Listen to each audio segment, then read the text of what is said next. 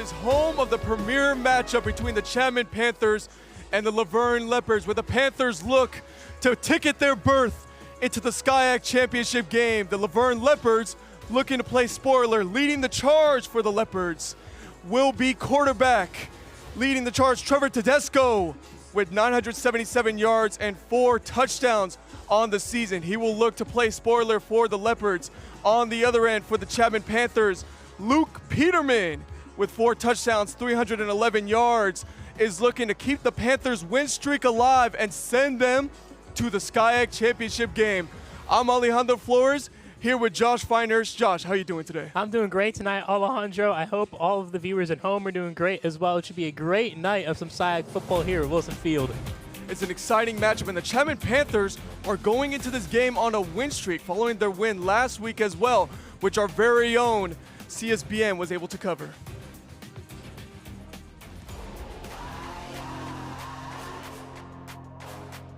We start with 3 minutes remaining in the first quarter. Junior linebacker Kane Jordan screams through the outside to get CMS running back Justin Edwards behind the line of scrimmage. Jordan's energy has been extremely key in the Panthers' winning streak this season and is an integral part of their defense. Fast forward to the second quarter, Chapman quarterback Luke Peterman drops back to pass and airs out an absolute dime to wide receiver Jason Bruce for a huge gain and a huge swing in momentum. Bruce has been a quiet hero for this Panthers offense, consistently being a deep threat for them to open up the playbook for head coach Bob Owens and offensive coordinator Casey Shine. Despite multiple penalties going against them on this drive, the Panthers defense was able to rally their troops and make a crucial stop on this third down, forcing CMS to take a field goal. It's drives like these that can completely turn around a game, as the Panthers hold the Stags to just 3 points instead of 7. With just 10 minutes left in the game and the Panthers trailing by 10, quarterback Luke Peterman steps up in the pocket and slings the ball in stride to number 11, Gian Logman, who takes the catch all the way into the end zone, getting the Panthers on the board. This drive got the Panthers right back in this game, and the rest of the team responded to it. The very next drive, CMS quarterback Walter Kuhlenkamp takes the snap, rolls out right, and Chapman's number 16, Kyle Sieben, makes a huge play, sacking Kuhlenkamp on third down, igniting his teammates and the Panther faithful. Despite trailing by 10 in the fourth quarter, the Panthers refuse to quit and take the lead with just 3.5 minutes remaining after a big rushing touchdown by Luke Peterman. Quarterback Walter Kuhlenkamp rolls out right to pass, decides to take off, and Kyle Sieben and Kuhlenkamp make an extraordinary play, flipping Kuhlenkamp in the air, stopping him just 1 yard short of the touchdown. It was a huge win for the Panthers, extending their winning streak to 4 games and now putting them in the driver's seat for the SCIAC Championship game. The Panthers look to continue on this roll after a huge 14-10 victory over the CMS Stags. An incredible recap from Steven Hogenkamp. And actually, speaking of Steven, also Ben Sherman and Nico Schregler were also there at the game representing CSBN. It's awesome to see them, showing support for the Chapman Panthers in the away game. Yeah, I mean, that's definitely great to see. I know Ben got some passes. They were all able to go. Unfortunately, we both could not make it, but we for sure would have been there. But as Steven said, Chapman on that 4-game winning streak has Chapman's really improved over those 4 games, especially defensively, which we'll get into later. But we have another game to look out for. We have Pomona and Redlands playing to see who will represent the Sun Division of the SCIAC in the championship game right now as well, which our halftime and postgame show we'll be watching more closely. But if Pomona wins and we win, we host the game next week. But we now have our senior night announcements. As tonight is senior night for Chapman. We now send it to our PA announcer.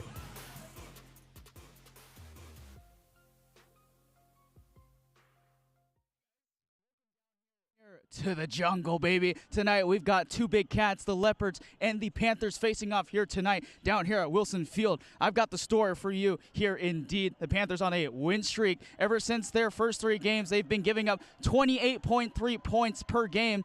But ever since then, they have only allowed 6.8 points a game. It's a ridiculous stat. It's absolutely insane. For the Leopards, they're still looking for their 2nd win of the season. It's been a rough road for them. They expect to have a better part of this, but they have a chance to play a spoiler here tonight if they can beat the Chapman Panthers. On the other side, the Panthers have a great chance to get to the SCIAC Championship game for the first time in a pretty long time. But I think I forgot what's time. Oh, it's game time, baby. Let's go. Back up to you guys up in the booth. Love the energy from Justin Lee, and we'll also be seeing Justin Lee and Kyle Carr, who are going to be hosting CSBN's first ever halftime and post-game show.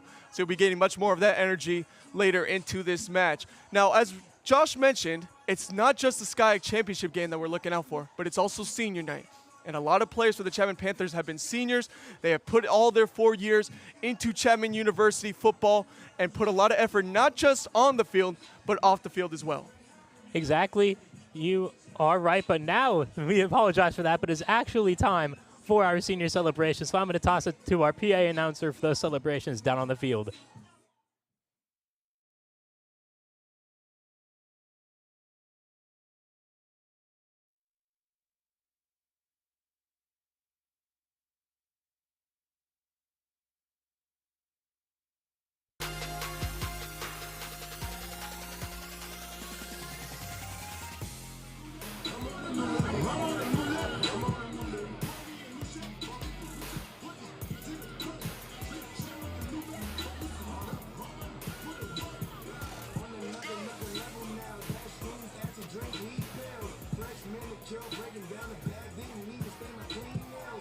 Some killers who died for me. Catch a body on a free will. A West Coast ride for me. Word to the homie G Will. Dollar sign, dollar sign, dollar sign. I'm feeling like an exhibition now. Mama only riding business now. Traded in the expedition now. My is only flying business now. Good evening, everyone, and welcome to today's SCIAC football game featuring the University of Laverne Leopards and your Chapman University Panthers. Before the start of today's game, we would like to honor the 27 seniors playing in their final regular season home game. In the last 3 years, the Panthers have put together a record of 18-9, including a 12-6 record in the SCIAC. Coach Owens, his staff, and the entire Chapman Athletics Department would like to honor these men for their hard work and dedication to Chapman football. First senior is linebacker number 1, Hunter Headley. Hunter's with his mom, Valerie, and girlfriend, Hannah.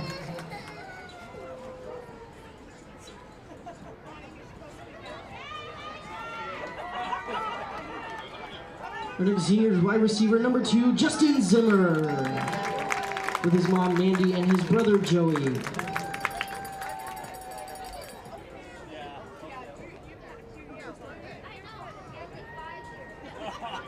Defensive back number 3, Cooper Ehlers. With his parents, Link and Brandy.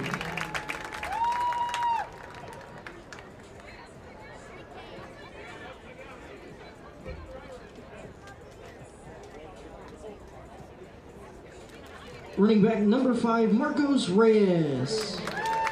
With his parents, Sylvia and Randy.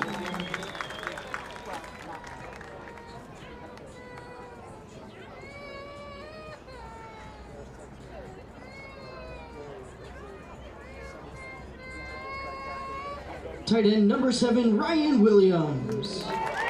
With his parents, McCoy, Cecilia, and Matthew.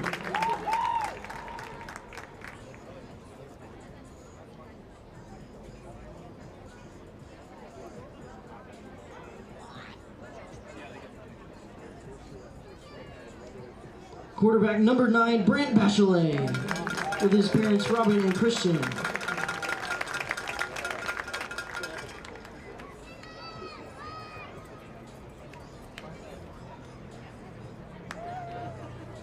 Defensive back number 9, Isaac Holbrook, with his parents Matthew and Alice.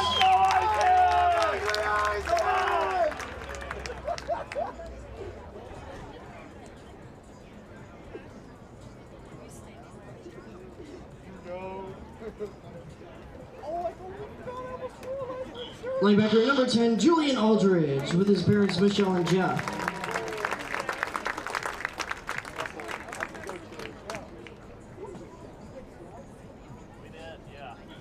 Defensive end number 11, Evan Green, with his parents Bill and Katie.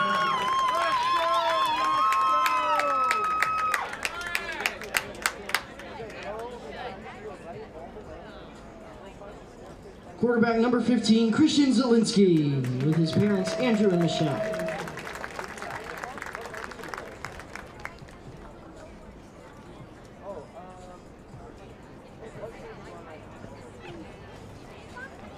Quarterback number 16, Brandon Yu, with his parents AJ and Denise.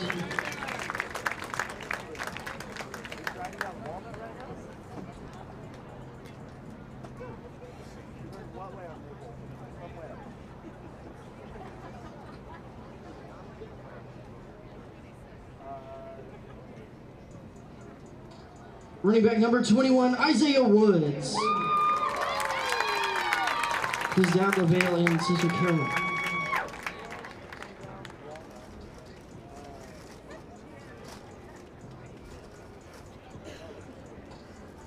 Running back number 22, Derek Fuentes, with his parents Armando and Myra.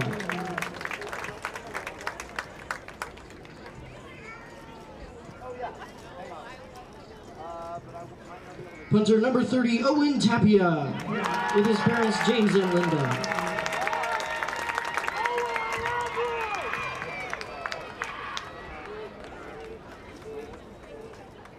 Kicker number 31, Ken Byrol, with his parents Gary and Madoka.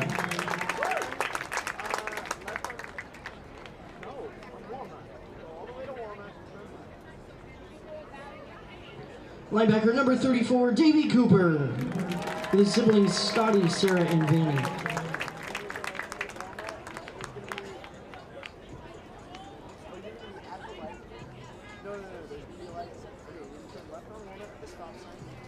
Long snapper number 35, Adam Fujiwara, with his parents Stacy and Clark.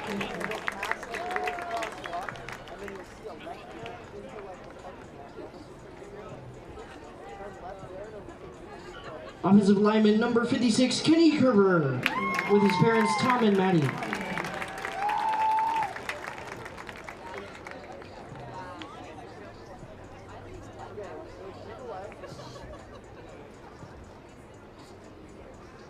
Linebacker number 57, Alfonso Barmore, with his mom.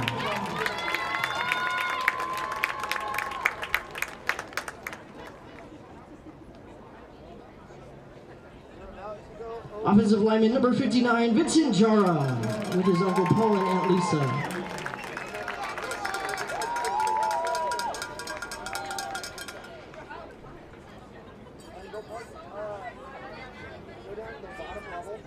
Offensive lineman number 63, Parker Whittam, with his parents David and Kaylin.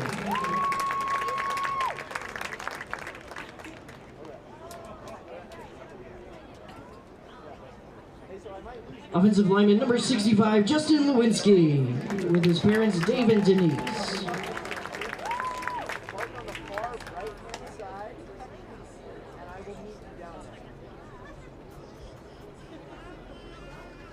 Offensive lineman number 69, Donovan Porter, with his parents Russell and Latasha.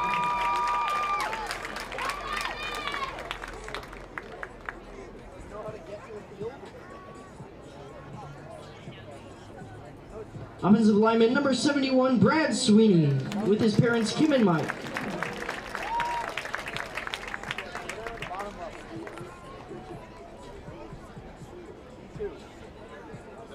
Offensive lineman number 79, Brandon Fleece, with his parents Brad and Terry.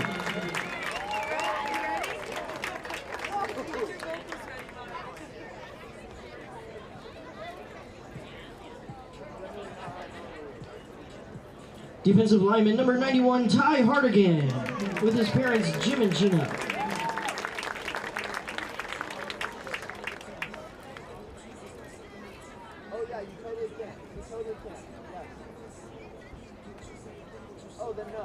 And defensive lineman number 96, Jonathan Sheets, with his parents Jeff and Carol.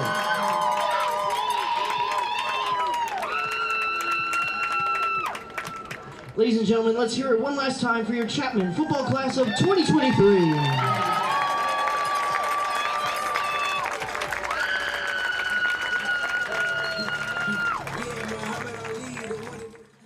The Chapman University seniors, successful people on and off the field, and our very own CSBN had the opportunity to actually talk with a lot of these seniors, as we have one of our own packages right here. My name is Isaiah Woods. I play running back here at Chapman. Hunter Headley. I'm a Will inside backer. Interesting thing, I am in my last year of law school. Alfonso Barmore Jr. I play outside linebacker, and interesting fact is I shoot photography on the side. I'm Brandon Yu. I play quarterback, and some interesting fact, I also played defensive back here. AJ Lewinsky, offensive lineman from San Jose. My name is Ty Hardigan. I'm a defensive lineman / nose guard. Some fun fact about me is I love to snowboard a lot. My name is Christian Jelinski. I play quarterback here at Chapman, and something interesting about me is I'm a Ukrainian and I'm second generation here with my family. I'm Davey Cooper. I'm an outside linebacker, and I really like candy. I chose to play at Chapman, just meeting Coach O, seeing all the guys. I saw that it was a program that cared about their players and it went beyond football. They always talk about how they're trying to build young men of character, and I really saw that here. You know, it was definitely a more family-oriented culture that I wanted to be a part of, so that was really what brought me in here. Ultimately, that's kind of just what football is all about, is just, you know, the relationships you make and the bonds you make with not only the teammates but the coaches. So. Through my search, Chapman stuck out. I came to the campus, I did a tour, met with the coaches, and everything was perfect. Future freshman, I would say be a sponge, take everything in, and, you know, do as much as you can, network with players. Yeah, I would say don't take anything for granted. Every moment, whether it's a high or a low, you can take something from it, and this time's gonna fly by. You know, I remember my first day of college and everything coming in, and now where I'm graduating, it really is, it goes by really fast. Trust the process. I mean, there's a reason why every single coach here, you know, believes in you. So, I mean, they see something special in you, whether you don't see it right now or you don't see it within the next year, next week, next game or so. All you just gotta do is just keep working, because all these coaches see something in you. The fact this is my senior year and this is possibly could be my last home game, it's kind of crazy. You don't really realize how fast football flies. It's crazy because, you know, you don't think it's ever going to end. I started in high school and freshman year, and, you know, every year I've gone in thinking I always got next year. And this is kind of the first time where it's like there is no next year, this is it. And it's a lot to, you know, come to grips with, but at the same time it's like it gives you a sense of like peace and focus. So you know, like, you got to put everything you have into what's all you have left, because there isn't anything after. So. Broad stripes and bright stars through the perilous fight, o'er the ramparts we watched were so gallantly streaming, and the rockets' red glare, the bombs bursting in air, gave proof through the night that our flag was still there. Oh, say does that star-spangled banner yet wave o'er the land of the free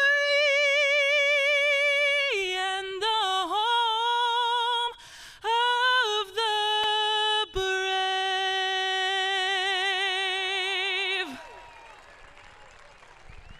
Thank you.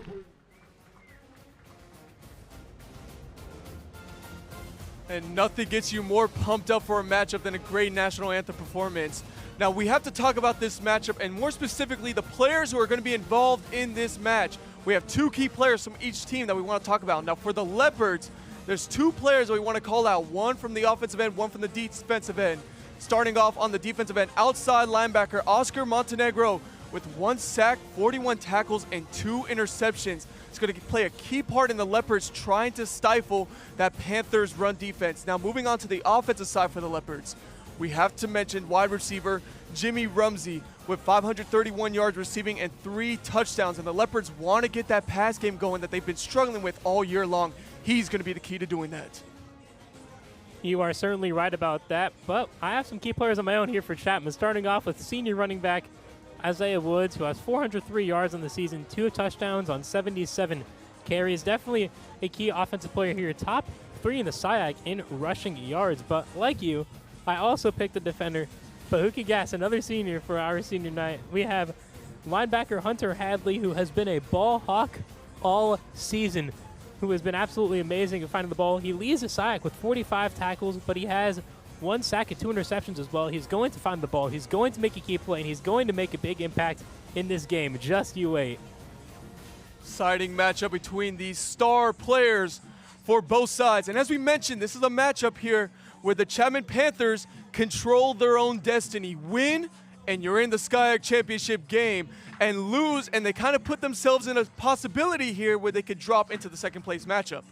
You're right about that, but another thing to note here is that for this game, Chapman has the lowest rated passing offense, while Laverne has the highest rated passing defense in the conference. So I do think they're going to try to bait Luke Peterman into making some bad throws, off-balance throws out of the pocket, because Chapman's been a run-first team all season. 255 rushes to only 150 passes on the season. So definitely something to keep an eye on as we now toss it down to the field for our pregame coin toss.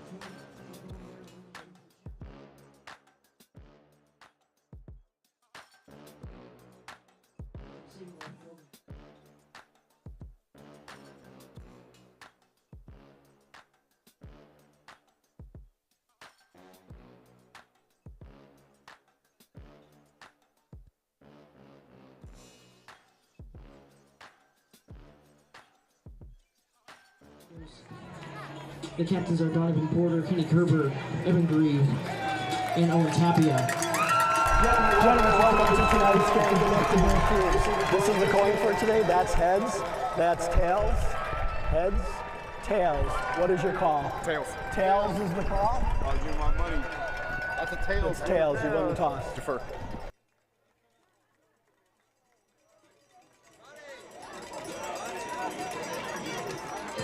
The Verne has won the toss and has deferred their options to the second half. Chapman will receive.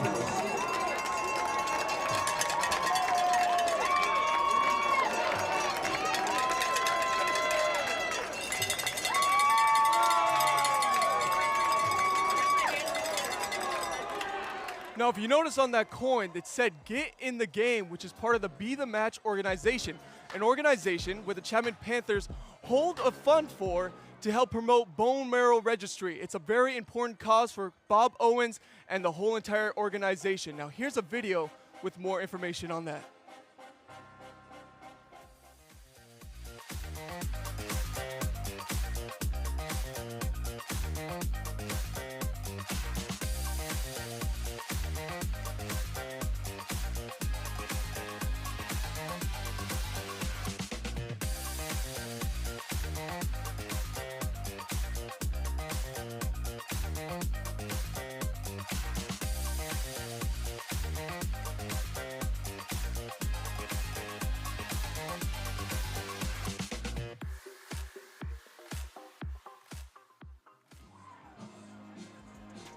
A great cause that the Chapman Panthers football team supports. Now, going back to the game, you mentioned Laverne's strategy to kind of stop the Panthers, but what would be the Panthers' strategy to stop the Leopards? Well, I would just say keep playing great team defense like they have been. Laverne is 5th in both passing and rushing offense in the conference out of 6 teams. So their offense, their average 12 points per game. So it's not like they're going up against a very high-powered offense to where that should be a huge issue. But the team defense has to stay consistent. You know, it is senior day. They are playing for a berth for the SCIAC championship, so emotions are going to run high. You cannot play with emotion. You have to play with strategy and confidence like they've been these last 4 games, especially Luke Peterman, who's been great the past 2 games, but still is their 3rd-string quarterback. So it will be interesting to see how he plays tonight. A great analysis, and the Laverne Leopards won the toss and will kick off first to the Chapman Panthers. So we will be seeing Luke Peterman take the field first, as both teams are out on the field and the ball is set. An exciting matchup. The Chapman Panthers with a chance to clinch a berth into the SCIAC championship. 60 minutes to decide who goes to the championship game. Leopards versus the Panthers. This match begins right now.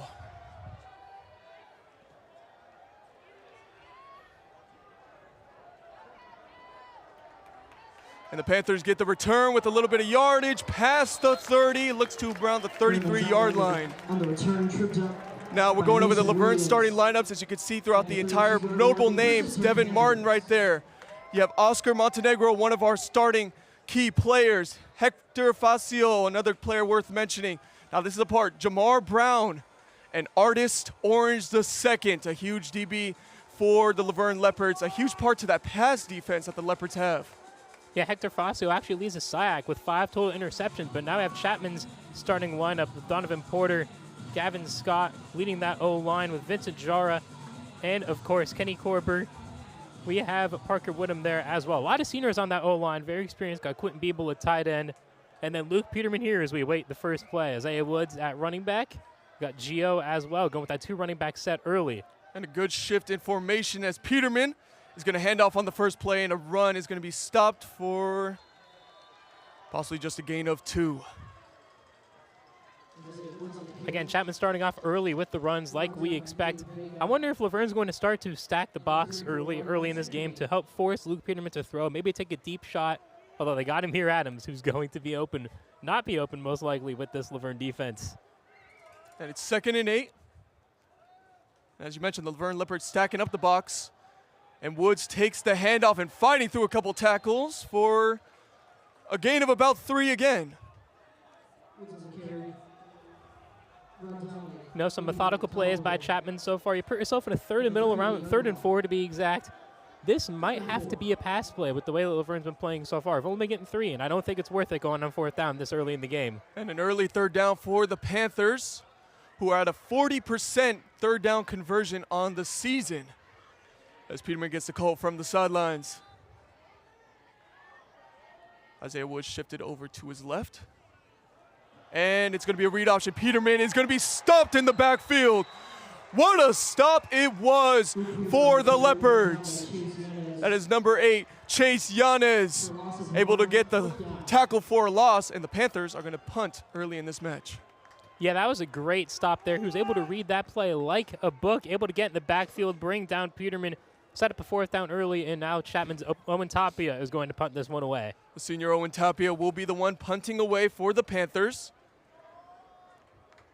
He's averaged 61 yards per punt throughout the season. This one's going to go a little short and have a favorable bounce.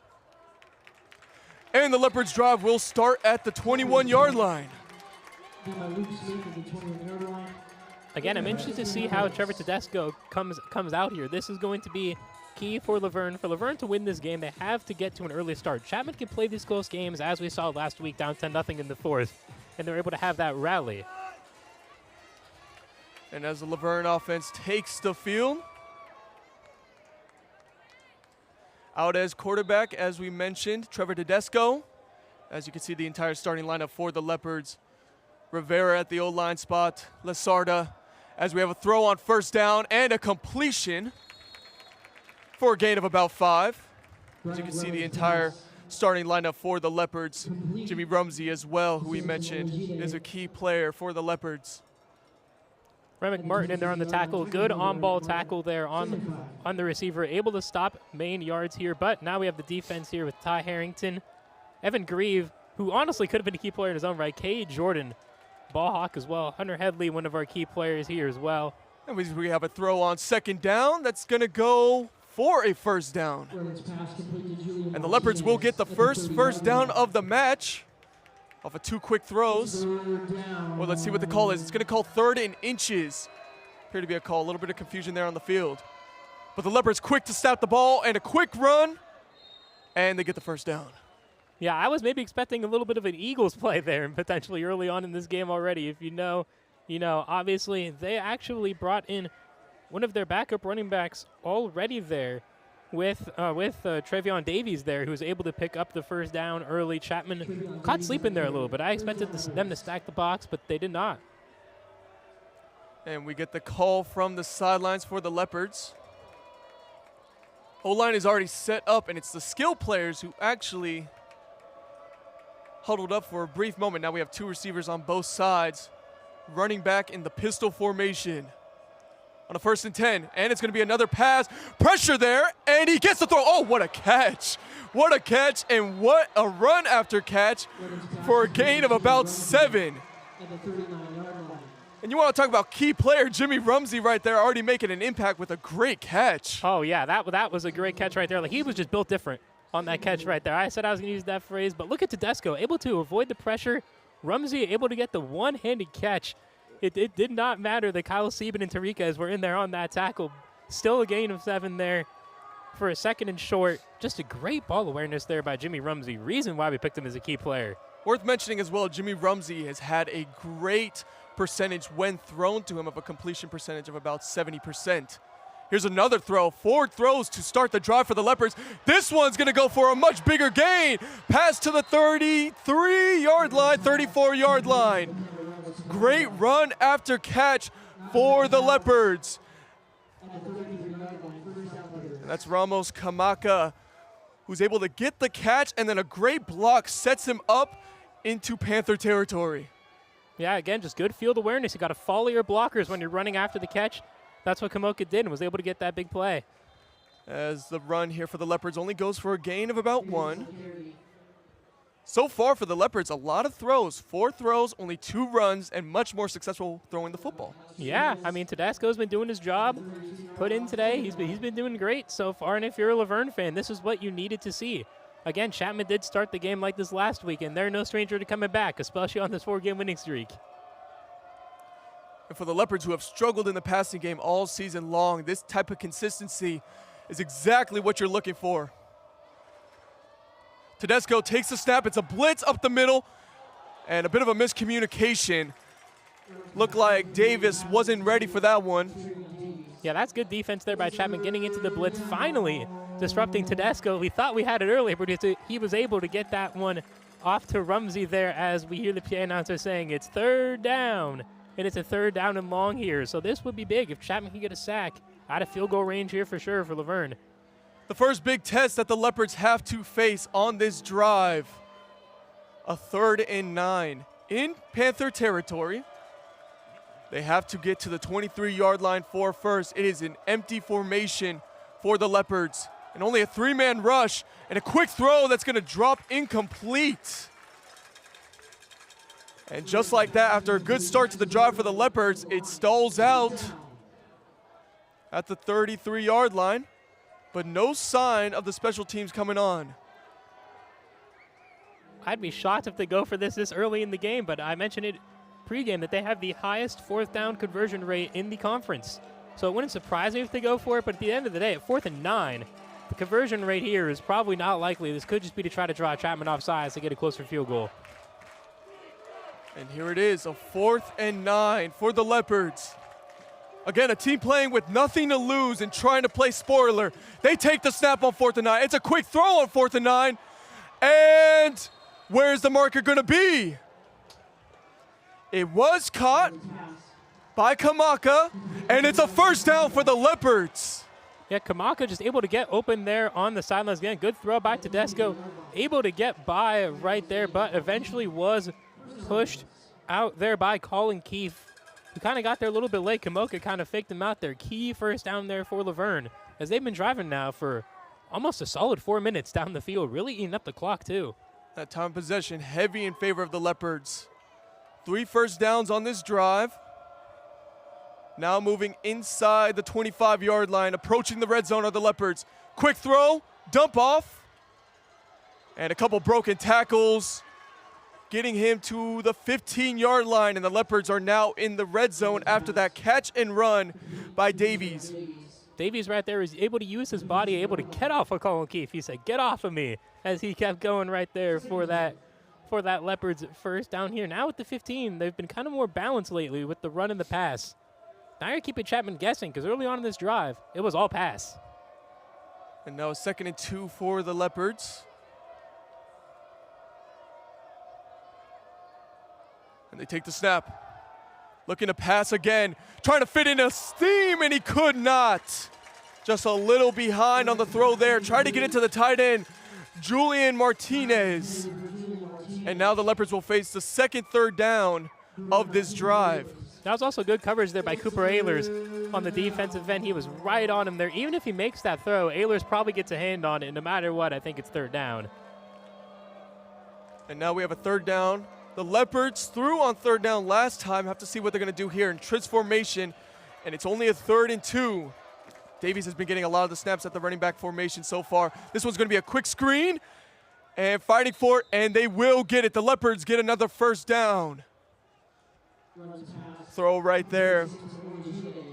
Olajide with the catch and the first down for the Leopards. Yeah, right there. That was like a little Dolphins play on 4th down. Sometimes they go to Tyreek on those little short throws. That was what that reminded me of. And Olajide right there able to pick up that first down nearing the 10-yard line. Not yet 1st and goal. The Leopards can still get a first down at the 2-yard line, but they are pushing inside the 10. Sitting at the 12. Here's a handoff to Davies. Davies taking it to the right side. Davies with a little bit of room, shakes some tackles and gets hit forward. And a good gain on first down for the Leopards. Davies with a strong run to the right side. He's been running strong all night so far. He's really been pushing the linemen. He's been pushing the pace. I think Chapman needs to get a little more physical there, or else Davies is going to keep running all over him. As we face a 2nd and 4 for the Leopards. Now inside the 10, first down still possible. Setting up in a trips formation.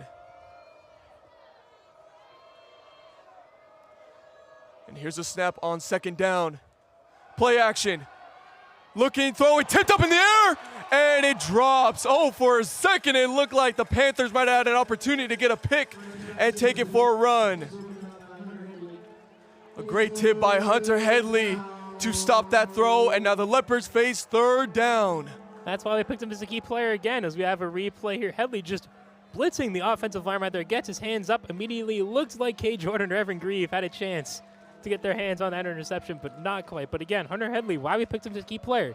He's a ball hawk, as I said. He's already got a big play. Now on a 3rd and 4, what are you looking for on this play for the Leopards?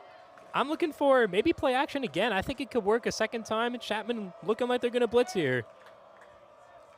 And this time it's just going to be a straight drop and a throw to the right side. Tipped up in the air, and a great defensive effort. Strapped up and locked up. Cooper Adlers with the stop. As I said, Ehlers kind of guarded him from the left side there, able to get his hand over there with no PI, guarding Kamaka, and was able to just strip that away. Kamaka had the touchdown in his hands. But again, Cooper Ehlers able to get right there, and now it looks like they're going to go for the field goal here, which I think is a smart move for Laverne. You don't want to risk it twice on 4th down. The Leopards looking to get the first points on the board with the field goal. The kick is up, tips off, and no good. A long drive took up a lot of clock for the Leopards, ends in no points. And a heartbreaker for the Leopards, and for the Panthers, re-energizing. Yeah, that's re-energizing for sure. If you're Luke Peterman on the sideline right now, you come out and you see your defense held them to 0 there, really is. The kicker there just missing that one to the right. Hits the upright there. There's not a lot of wind down on the field right now, so I don't really know what happened there. Maybe a little bit of miss kick, but not for Chapman. Confidence kind of sucked out of Laverne there a little bit. Confidence rejuvenated back into those sidelines for this second offensive drive.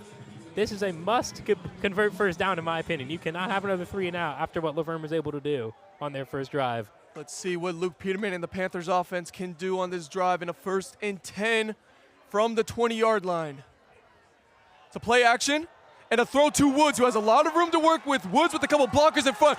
Woods now on the run. Woods down to the 40. Woods down to the 35-yard line. Isaiah Woods, one of the key players that we talked about for the Panthers, with a big gain. Isaiah Woods, big out of the receiving game as well here for the Chapman Panthers, able to get a big play there. I believe that one was over 50 yards. If Peterman just rolls out slightly, Isaiah Woods wide open. Follows his blocker right there, James Kroll, able to get into Laverne territory, and I believe that was Orange the second there on that tackle. Yeah, that was Artist Orange on that tackle. Now a big 1st and 10 here for Chapman. And Woods gets some rest, and it's going to be another play action for Peterman, who has a lot of time, throws over the middle, and cut for a first down by Amir Adams. Look who they tested again. They tested Artist Orange again. He's been getting tested early. Amir Adams with the contested catch already. Amir Adams, by the way, 3rd in the SIAC in receiving yards with 458.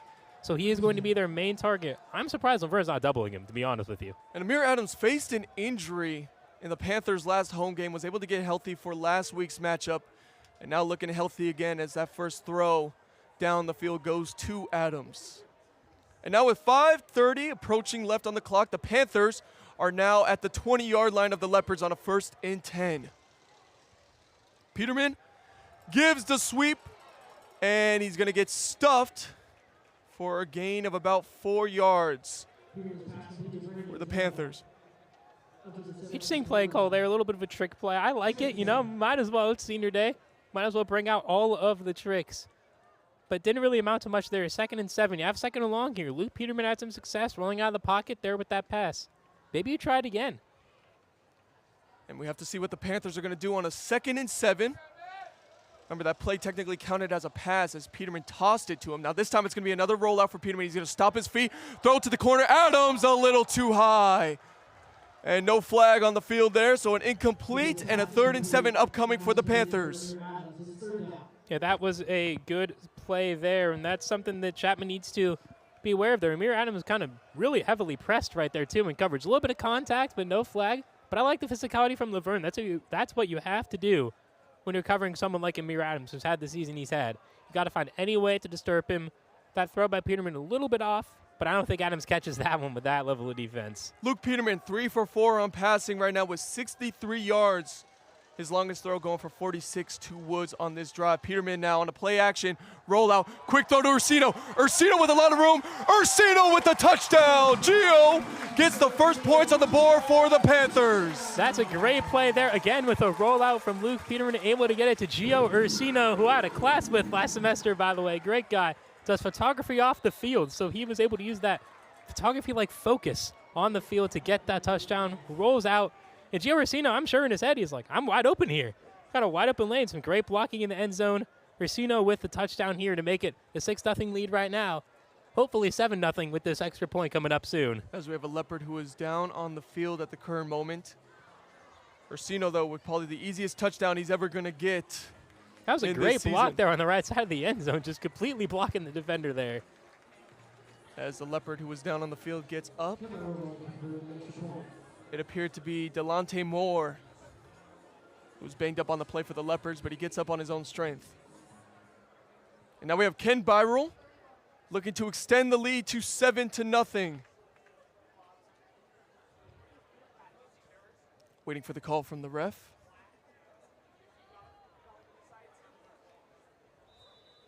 Here's Ken's kick with 4:55 left. Kick is up. And down the middle it goes. 7-0 for the Panthers. And yeah, that's a good kick there from Ken Byrell, the all-time field goal leader here for made field goals at Chapman. As now we have another angle of this touchdown here with Peterman again, rolling out to Ursino. Again, blocking Artis Orange the second. He's been kind of picked on early today by Chapman.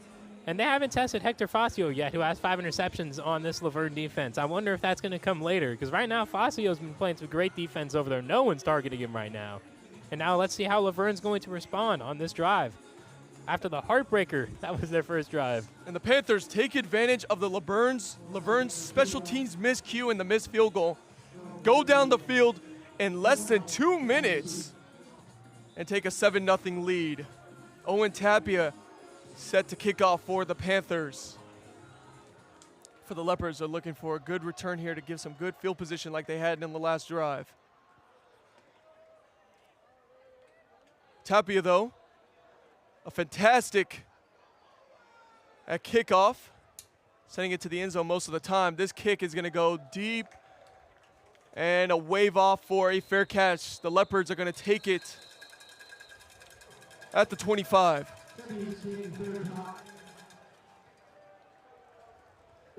And the Panthers defense taking the field again, looking to improve a little bit from the last drive. Yeah, they had a great red zone stop, but really besides that, the missed field goal is really why they're only at 0 points, because honestly, that field goal goes in 90% of the time from that distance. So they can't count on that again. I think if they could stop Laverne early here, Chapman gets another score, all that momentum is going to be gone for Laverne early that they had on their first drive. Worth mentioning for the Leopards, Rudin is in at quarterback for the Leopards, number 12. He got in the later part of the last drive as well. The Leopards have been switching out of quarterbacks a lot throughout the season. Usually like it to stick with the hot hand. So Rudin's going to go up first, and Rudin's going to run for it, slide down for a gain of 2. It's an interesting tactic here. Reminds me of Oklahoma when they were switching between Spencer Rattler and Caleb Williams early on in his career. I don't know if this is the best strategy. I mean, it could work because when you have 2 quarterbacks, you have to try to plan for 2, but it could also confuse your offensive players. We'll give another example. It was almost like how the Miami Dolphins used to do it back when they had Ryan Fitzpatrick at quarterback, and they used to have Tua early in his career, and they used to trade him off almost like pitchers, having a closer and someone to go the majority of the game. Here's Rudin on second down. Rudin with a quick throw, trying to fit it in. It did actually for a second. The ball got there to Sampson, but it goes incomplete. I think Sampson just dropped it. That looked like it hit him right in the numbers there. That was just a drop. And now they have 3rd and long here, which they really shouldn't have. Like another miscue early for the Laverne Leopards. Now Rudin is 7 of 13, already 13 pass attempts early in this match for the Leopards. He's been very successful. He was successful on the last drive. And now already facing a long 3rd and 9 in his own territory. Here go the Leopards in a pistol formation, switching to trips. Rudin's going to drop back, another quick throw, and another drop for the Leopards. Rumsey, usually with secure hands for the Leopards, with an unfortunate drop. Yeah, we saw in that first play, Rumsey with that amazing one-handed, built different catch right there, but not really on that one. Maybe he's built a little more normal than we thought after that drop. And now Laverne's going to be forced to punt here. And the Leopards now punting for the first time in this matchup, already down 7-0. And the Panthers almost got there for a split second. It's going to be Amir Adams returning. Amir Adams with room to work as well. Amir working to the left side, staying to the left side, and going out of bounds at around the 44-yard line. So the Panthers with great field position now starting in Leopards territory, and Luke Peterman getting another shot to extend the Panthers' lead. Yeah, I mean, good return there by Amir Adams. You did what you had to do. You got into Chapman, into Laverne territory there, in order to set up your offense for a great starting field position. If they don't score here, in my opinion, it's a failed drive with how well they played on offense that last possession. And in at running back is Isaiah Woods. He had a huge catch to start the drive, and then was subbed out for Ursino as Woods got a little bit of a rest. Now back in on a 1st and 10. And going to him on a 1st and 10, a run up the middle for a good gain of about 4. Now Isaiah Woods, a running back who had to step up due to injuries from Marcos Reyes, worth mentioning for the Panthers. And Isaiah Woods has taken the helm and ran with it. Literally. He has literally taken the helm and ran with it. It's the best of his ability. He's been great. As I said, top 3 in the SIAC in total yards. He's been almost their bell cow back lately. And a play action. And a quick throw. Amir Adams with a lot of room and his tackle for a 1st down. Past the 25-yard line to the 23. Yeah, again, Artis Orange on him. I think they got to change that matchup if you're Laverne, because right now Artis Orange is getting cooked a little bit here. Amir Adams was just wide open on that one. Luckily, they're able to, if you're a Laverne fan, they're able to get to him early to stop probably a touchdown at that rate. Luke Peterman very successful in this game so far. 5 for 6 passing for already 94 yards. This one's going to be a handoff to Woods. Woods is going to be stuffed for about a gain of 3. And you talk about the bell cow, Isaiah Woods getting a lot of those carries inside, looking to just fight for as many yards as he can. He's more of the Thunder duo to the Lightning and Thunder duo that comes with Isaiah Woods and Ursino. Here we are in a 2nd and 6. Play action again for Peterman. A lot of time for Peterman. Throw again to Adams. Adams again getting a 1st down. Again, Adams basically wide open there. They're doing an interesting strategy again where they're letting him catch the ball, but they're not letting him get any yards after the catch. But at a certain point, you got to stop him catching the ball, or else those catches are going to add up, those yards are going to add up, and before you know it, he's over 100 on the day. Now Luke Peterman working from a 1st and 10 at the 12-yard line, so the Panthers still can get a 1st at the 2-yard line. Peterman throws a fade to the left side and a little too far out for his intended target. Looked to be John Legman. Yeah, that was a little outside the lines there for Legman. But again, I like the play call. Test the pass defense early, because so far the pass defense has not passed the test, if you would say. So 2nd and 10 here for Chapman. I think this is going to be a run play here for sure. Peterman, 6 for 8 passing still with 102 yards now, as well as the touchdown that he had to Orsino. He's waiting for the call, and it looks like Bruce is going to sub in, a huge factor for the Panthers receiving game lately. Huge deep threat is Jason Bruce. He could be the red zone threat here too. On 2nd down, it's a handoff to Woods, and that's going to be stuffed immediately at the line of scrimmage. Woods possibly rolled over for a gain of about 1. What did I say? It's going to be a run play. They call me Tony Romo up here. I'm predicting the plays correctly. I'm happy that I wanted to get one right. My professor Adam Rank told me to do a Tony Romo, get a play right. I did. Sadly, not a big gain there, though. 3rd and 8. This is going to be a pass one right here for sure. Unless if you get a little end-around action with Amir Adams, maybe. I think that's a play that could be used here. And the Panthers facing a 3rd and long, but can still get the first, as I mentioned before, at the 2-yard line. That plays a factor into their play calling, and it's going to be a timeout for the Panthers. Not now, good. Tell me, Tony Romo, you want to predict this play. What specifically do you think they should look for passing on this play if the Panthers are going to pass? Well, I think you know who I'm going to say. Amir Adams. But if not Amir Adams, I want to see Quentin Biebel get involved. The tight end. So far, he's been more of a blocker. But I feel like Quentin Biebel can have some good matchups here in the red zone. He's got 1 touchdown on the year. Time to get him number 2. But before we get to my predictions here, we got a replay of that Amir Adams catch. And C. Peterman here fakes the handoff, rolls out again, and is able to throw that dot to Amir Adams on the slant route there for the first down. Just something that's a thing of beauty right there. And that connection has been the key so far to Chapman's offense on this drive specifically. And something worth mentioning, too, we've seen a lot of rollout passes from Peterman, whether it be off a play action or just a pure rollout pass. Do you think they find it to be more comfortable to let him be out of the pocket? I think so. Peterman's a more athletic quarterback. They're a run-first team. But if Peterman rolls out, you have to have the threat of him running, and you have to almost have a quarterback spy-like player on one of your linebackers. That leaves Amir Adams wide open, but we have our 3rd and 8 play coming up for you right now. And Peterman on 3rd and 8. Takes a snap, a play action, a quick throw, and over to the left side is Biebel, but a flag down as well. Hey, Quentin Biebel. I'm just saying, Tony Romo. I'm just saying. But we have a flag here as we're going to wait for the call. And seeing by the indicator from the Laverne players, it looks to be a holding call. As you can see from the outside there, it was a quick throw to Biebel, and then the receiver immediately blocking on the outside, and that's where the flag came from. Holding. Offense number 18. 10-yard penalty from the end of the run. Replay 3rd down. Holding call on the Panthers from Jason Bruce. And now that extends it to a 3rd and even longer. It'll be 3rd and 18 now. And here, this might just be where you try to get extra yards for the field goal or a 4th down attempt here. Now, this has to be if you're going for the first down, a pass. But if you're not, you can go with a quick little run, get some extra yards, get some more points on the board, make it a 2-score game. As the ref starts to set up the positioning of the ball, it's going to set up the Panthers at the 15-yard line. Now working with a 3rd and long. Isaiah Woods in the backfield with Peterman. Trips to the right, 1 receiver to the left. Peterman waits to see for the call. And Woods moves a little further back.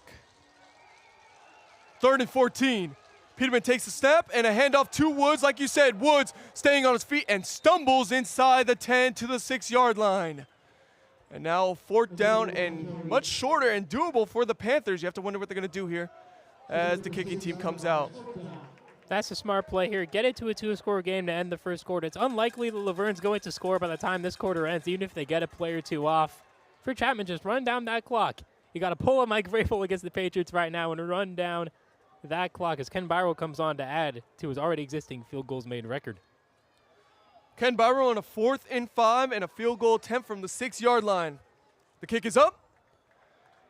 And Byro adds to that record.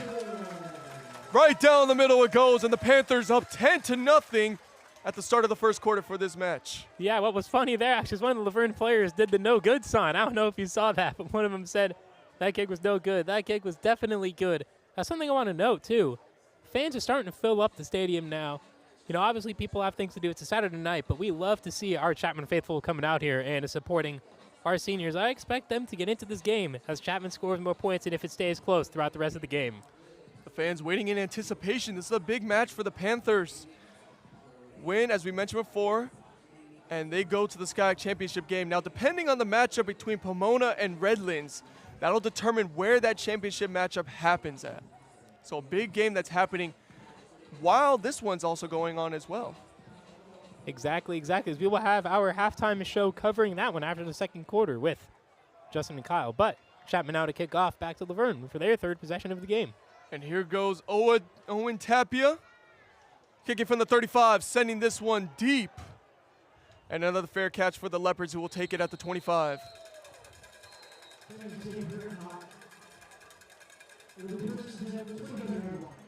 Now for the Leopards, how do you start this drive?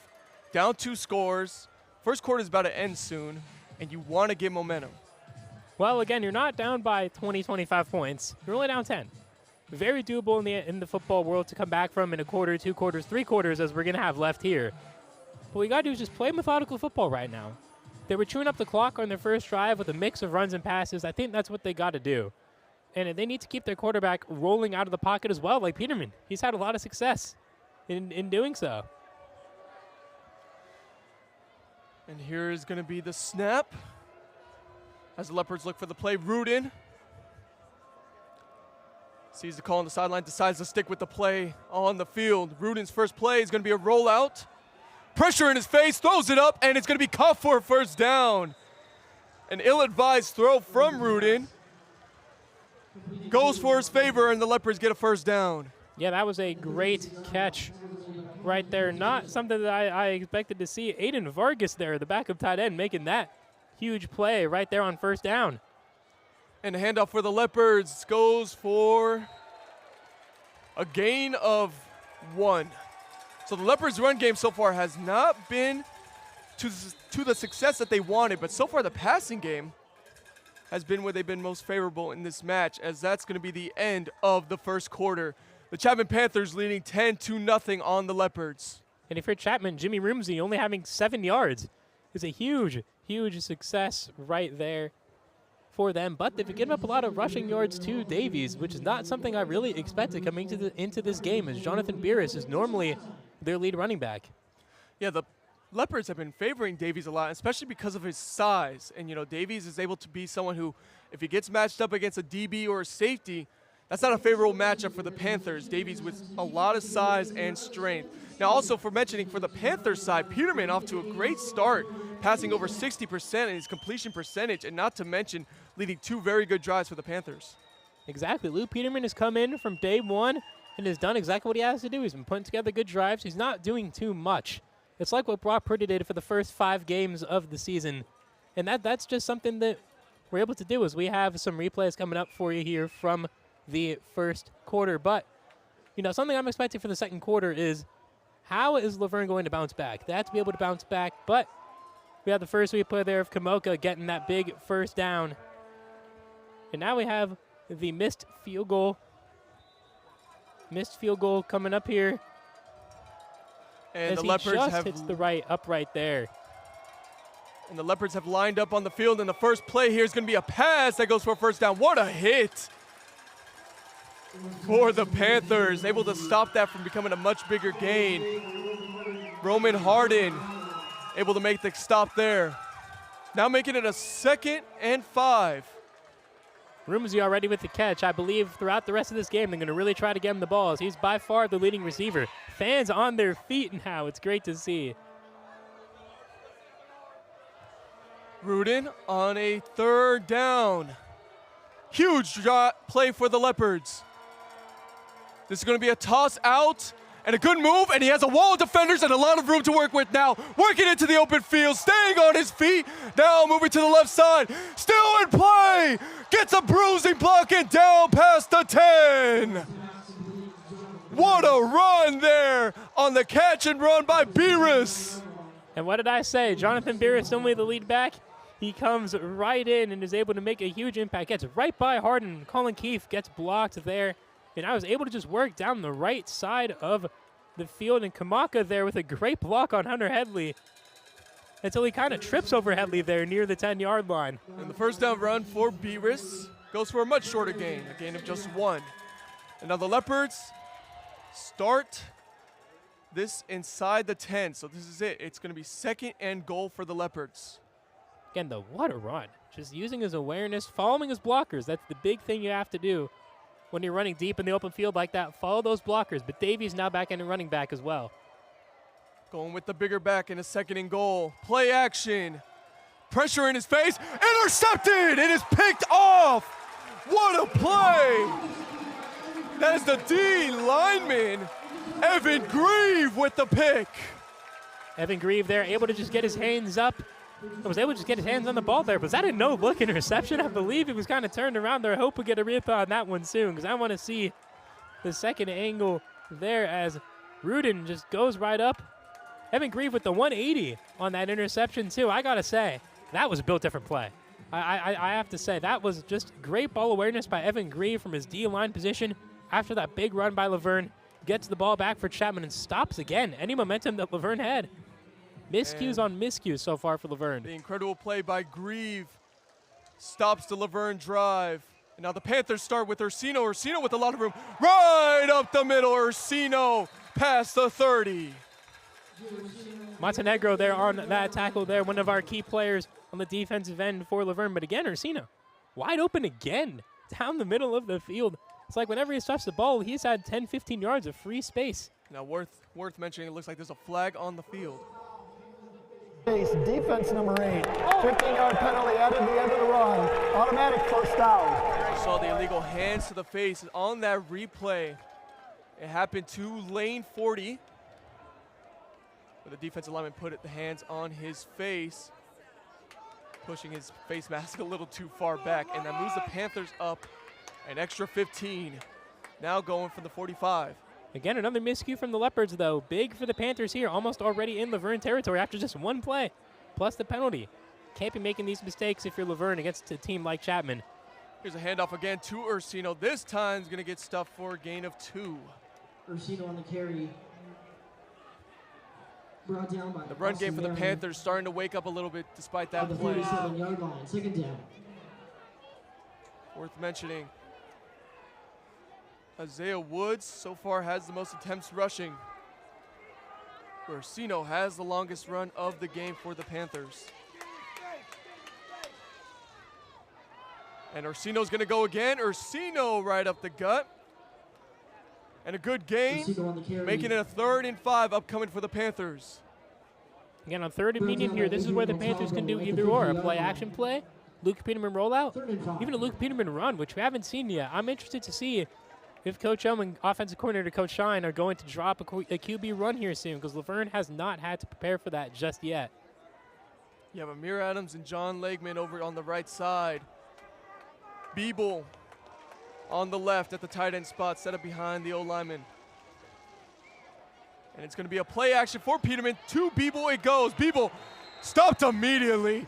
What a tackle. And a 4th down upcoming for the Panthers. I think it could be potentially a half icer if they go for it. I know the look on Luke Peterman's face. He's not happy about that play. It seems like they're not going to go for it. They're going to punt here. I agree with Luke to go for it, though. Hector Facio for the Leopards is the one who was able to get the tackle and stop the drive for the Panthers. And now on a 4th and 3, looks like Tapia is set up to punt. First time we've mentioned Facio's name all game so far as well. And here's the punt up in the air and fared cleanly at the 10-yard line. And now the Leopards starting deep within their own territory in desperate need of points. That indeed, they are in desperate need of some points. And how does Rudin bounce back from that costly interception? Honestly, unlucky interception. That was just a great play by Evan Grieve. I think if you're Rudin, you have to let that one go. Mainly just because that wasn't necessarily your fault there. That's just such an amazing play. And again, get the ball to Roomsy is one of their keys. get Beerus more involved in the game as well with that big run he had last drive. Here's the start to the Leopards drive. It's going to be another wide receiver screen. This time it's going to be blown up immediately. A gain of 1. Look who makes that tackle. That the Leopards wanted. Look who makes that tackle, though. Hunter Headley, again, ball hawk. And that was another little Tyreek Hill-esque route there by Rumsey. But the Chapman defense all on it. Rudin, 10 for 18, passing for 130 yards, as well as the 1 interception that happened in the goal line there. Costly one for the Leopards. And now here we go with a 2nd and 9. Whistle blows, flag is thrown as well, and it looks to be a false start. Snap infraction. Offense number 55. 5-yard penalty, still 2nd down. And that penalty is going to go on Tevin Bowie for the Leopards, pushing them back here to a 2nd and 14. But again, another miscue for the Leopards, just something that should not be happening. So far, Chapman's got 1 penalty, that false start, but Laverne has a few so far just in these last few minutes combined. Really lowering the momentum on their drives. On a 2nd and 14, Rudin takes the snap, hands it off, and getting a little bit of room on the left side and fighting forward to make it a 3rd and possible. Davies on the carry. A good run by Davies. Brought down by Roman Harden at the 12-yard line. Davies so far in the day is only averaging 3 yards per carry, so he's getting some yardage, but he's mainly just using his body there, and that's going to wear him down as this game goes on. So if I'm Chapman, let him keep hitting me. Let him wear his body down. Not to get injured, of course, but just let him wear himself down to where he gets tired, and you don't have to really see him much, or you have the speed advantage. And a huge 3rd and 8 for the Leopards. Snap and a quick throw, and incomplete. A great pass breakup. What a play for the Panthers, and they stop the drive immediately. That was We Harrison. have a Leopard who is down on the field. That was Harrison Donato there on the coverage. Inside linebacker there, doing a good job in pass coverage. Sometimes it's difficult for linebackers to be in pass coverage, but right there, just an amazing job of reading the ball, getting your hands on the receiver there before you get the flag called. Just all around great coverage, penalty free too, which is a huge thing for the Panthers right now. As he is still down on the field, not a good sign. But right now we do get a good sign as he seems to walk up on his own strength. And now the Leopards with a 4th and 8, and all signs pointing towards a punt, being deep in your own territory. Yeah, that's Julian Martinez, their starting tight end down, who's a key factor in their passing game. So if he can't go the rest of this game, that's a key loss because Rudin has not been as effective in the passing game as he was earlier on in this game. Set up to punt for the Leopards. Sean Garvey going to take the punt. Doesn't have another wave of blockers. It's all on the front line. Amir Adams is going to fair catch this one in Leopards territory. The Panthers starting off their drive again in great field position. Exactly. Again, when you're starting off with that great field position, you're almost guaranteed to score. I say almost because anything can happen. You know, Laverne with that pass defense can show out here. I just want to have a comparison here. Luke Peterman has 10 passing attempts. Rudin already has 20. Like, what a comparison there. Rudin, they're really relying on that passing game for him, whereas Chapman's had a much more balanced attack here so far.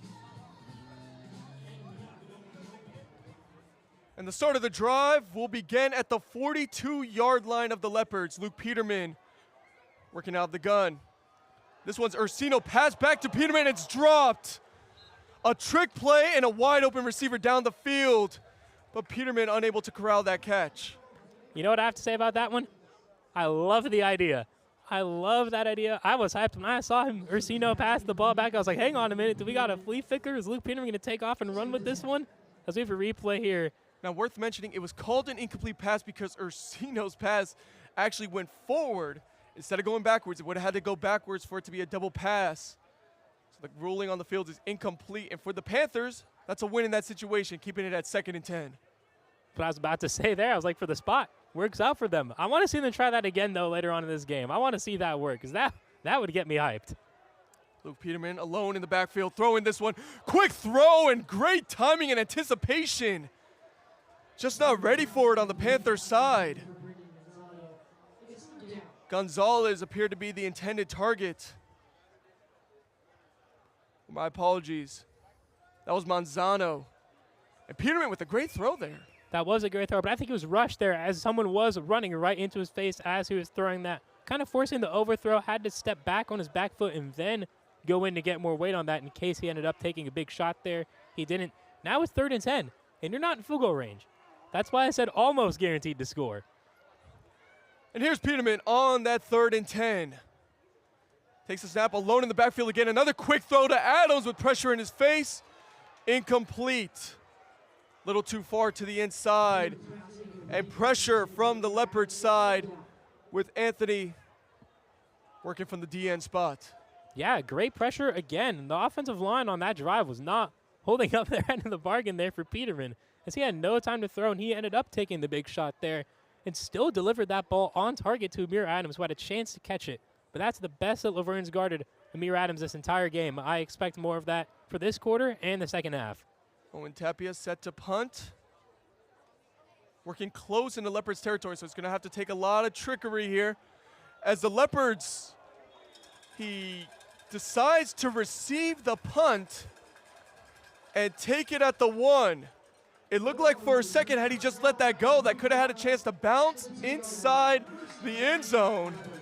But now the Leopards' drive is going to start at the 1-yard line. Yeah, and immediately when he runs to the sidelines, he's already telling his coach, well, what happened there? I think that was a miscommunication. I think he meant to fair catch it, didn't call it, so therefore he had to return that ball. But I agree with you.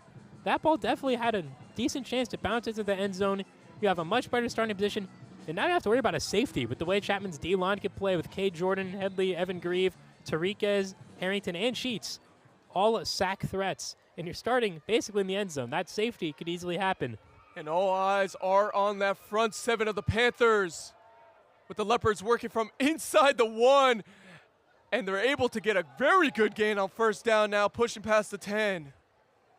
That's the perfect start to the drive that the Leopards wanted, now getting out of that dangerous situation. Beerus on that carry as well. It seems like when he's in the game, mostly good things happen. But after that play also, K. Jordan was getting a little physical with somebody. I couldn't tell who. But that may be something to keep an eye on, is K. Jordan. They might have just awoken him. So far, a quiet game. But that right there may ignite him. The Leopards looking for their first down of the second quarter. Rudin on a 2nd and 1. He's going to hand it off to Beerus again. Beerus, good show of strength and good fight for the first down. Looked like it was going to be a tackle behind the line. And gets it for a first down past the 15-yard line. K. Jordan on the stop. Again, what did I say? Ignited K. Jordan gets tackled. But again, good spin move by Beerus. He said, get off of me as I get that first down. And for the Leopards, as you said, the first down of the quarter for them. That's big. For Chapman, you have to hold here. You're only up 10-0. This is not one of those leads where it's 28-0 already in the second quarter. Another handoff stuffed in the backfield. Several Panthers there on the play. Worth mentioning K. Jordan as well as Ty Hartigan. The front 7 for Chapman has been key on this drive so far. They couldn't get the safety because of that great first run by Beerus, but since that play, they have been on it. They've been locked in, as we say here at CSBN. Now facing a 2nd and 10 is Rudin. Rudin's going to take the snap throw for the first time on this drive. That one's going to go short and caught still. Bobble for a second. Oh, they're going to say he caught it out of bounds. So it's going to be an incomplete. That's the right call there. Kambaka was bobbling that pass on the sidelines. I thought he had it, but when I got a closer look, as he looks a little bit shaken up there as he's grimacing a little bit. Hopefully he's okay. But good defense there as well, getting him pushed out of bounds before he had full control of that ball, and it sets up a huge 3rd and 10 for the Leopards. 3rd down and 10, and a desperate need for a first down to keep this drive alive for the Leopards. Looks right now to be a 4-man rush for the Panthers, switches to a 3-man, and K. Jordan still breaks through. Throw down the sideline, caught for the first down, toe tap swag. Over on the right side, Tony toe tapping it for the first down, and the Leopards keep the drive alive. And guess who that was? That was Kamaka. he got his redemption there. Is Rudin able to get away from the pressure of K. Jordan? Kamaka turns his body to get to the ball and is able to get, you only need 1 foot in college, but he got the NFL catch there. He got 2 feet down for an amazing play right there, and he now gets to say that he is built different after that one. And Rudin, a great throw, keeps the drive alive, and now working 12 for 22 on the game. That throw inside a wide receiver screen for the Leopards works for a good gain of 5. And now you can feel momentum starting to build up here for the Leopards. We've seen this before, though. Miscues have haunted them so far this game. You'd think it's Halloween with how many miscues that they've been haunted by so far. But, again, Rudin able to keep this play going. But I wonder if his arm's going to get tired already with over almost 25 pass attempts in this half. That 50 mark would be honestly kind of crazy if you hit that one. 3 receivers out to the left, 1 to the right. Rudin motions a man in. Takes a snap, throw on second down, rolls out again. Wide open receiver, and he throws it too far to the inside. And a good pass breakup for the Panthers. Great defensive stop from the Panthers. Yeah, again, that's just a great play right there. Able to get away from the pressure of Tariquez. And Rumsey there just missed that one. Rumsey does the incomplete sign. I think maybe he was expecting a flag there, but not quite, as now 3rd and 5 here for the Leopards. They've had all the momentum, as we've said. But again, a miscue could come here with the way they've been playing in this first half. 3rd down efficiency. Laverne is 4 for 8 on 3rd down. Looking to make it 5 for 8. This throw is a miscue outside. And Kamaka was not ready for that pass. No, he was not. I think that was another thing, maybe that he misread the route, or maybe they called a different play on that one with the route from the offensive coordinator. But again, Rudin, just another miscue there for Laverne. You had a chance to pick up a 3rd and 5, which is a manageable distance, but they were unable to here. As now they punted away, and Chapman can make this a 3-score game here with even just with a touchdown, not a field goal, just only a touchdown. It's a good punt. Working over to the right side. Amir Adams is going to return this and gets a net gain of about 3, but a flag is down in the backfield where the punt happened. And it's a roughing the kicker call. Automatic first down. And that is going to keep the drive alive for the Leopards. A big miscue from the Panthers. Gives the Leopards a 1st down and a gain of 15 as well. That's really the first miscue for the Panthers all game there. I would love to see a replay of that roughing the kicker, because I did not see that at first. But, you know, again, that's something that cannot happen when you're up 10-0. And now Laverne in Chapman territory, they have the momentum back again. They've had chances on chances, but they've been unable to succeed so far. Big miscue keeps the Leopards' hopes alive. 6 minutes and 13 seconds left in the second quarter. And the Leopards now in Panther territory, looking to make this a 1-possession game. Rudin's first play is going to be a handoff and stopped immediately. Davies in the backfield. He's going to have to run out of bounds for a loss of 3. That front 7 up there again. That was Tariquez and Sieben up in there to run Davies out of bounds there. Just a great play. Loss of 3, as you said again. All that momentum starting to go away here for Laverne. I think they may need to take a deep shot here soon, because that might be the only thing that they haven't tried, and it just might work. Davies so far with only 15 yards rushing in the game. It's been a rough night for him ever since he broke off a couple big runs early in this match. Here's a throw to Davies, one-handed catch, keeping his feet steady, and runs for a gain of 2. But did you see that hit in the backfield though on Rudin? I gotta get who that was, because that was such an amazing hit. That was a textbook hit to where it wasn't pass interference, no head-to-head contact. But a great throw there by Rudin, able to get that off in time. And now the Leopards facing a 3rd and long in a drive that started favorably for them in Panther territory. Looking to keep it alive on a 3rd and 10. Rudin takes the snap, draws back immediately. Quick throw short of the sticks by about 6 yards. Gutierrez with the catch. And now it's going to be another 4th and medium for the Leopards. That's a throw that Rudin had to make. You just cannot get sacked there. Have to give your offense a chance to go for it here on 4th and 5. Again, I mentioned Laverne had the highest 4th down conversion rate at 61%.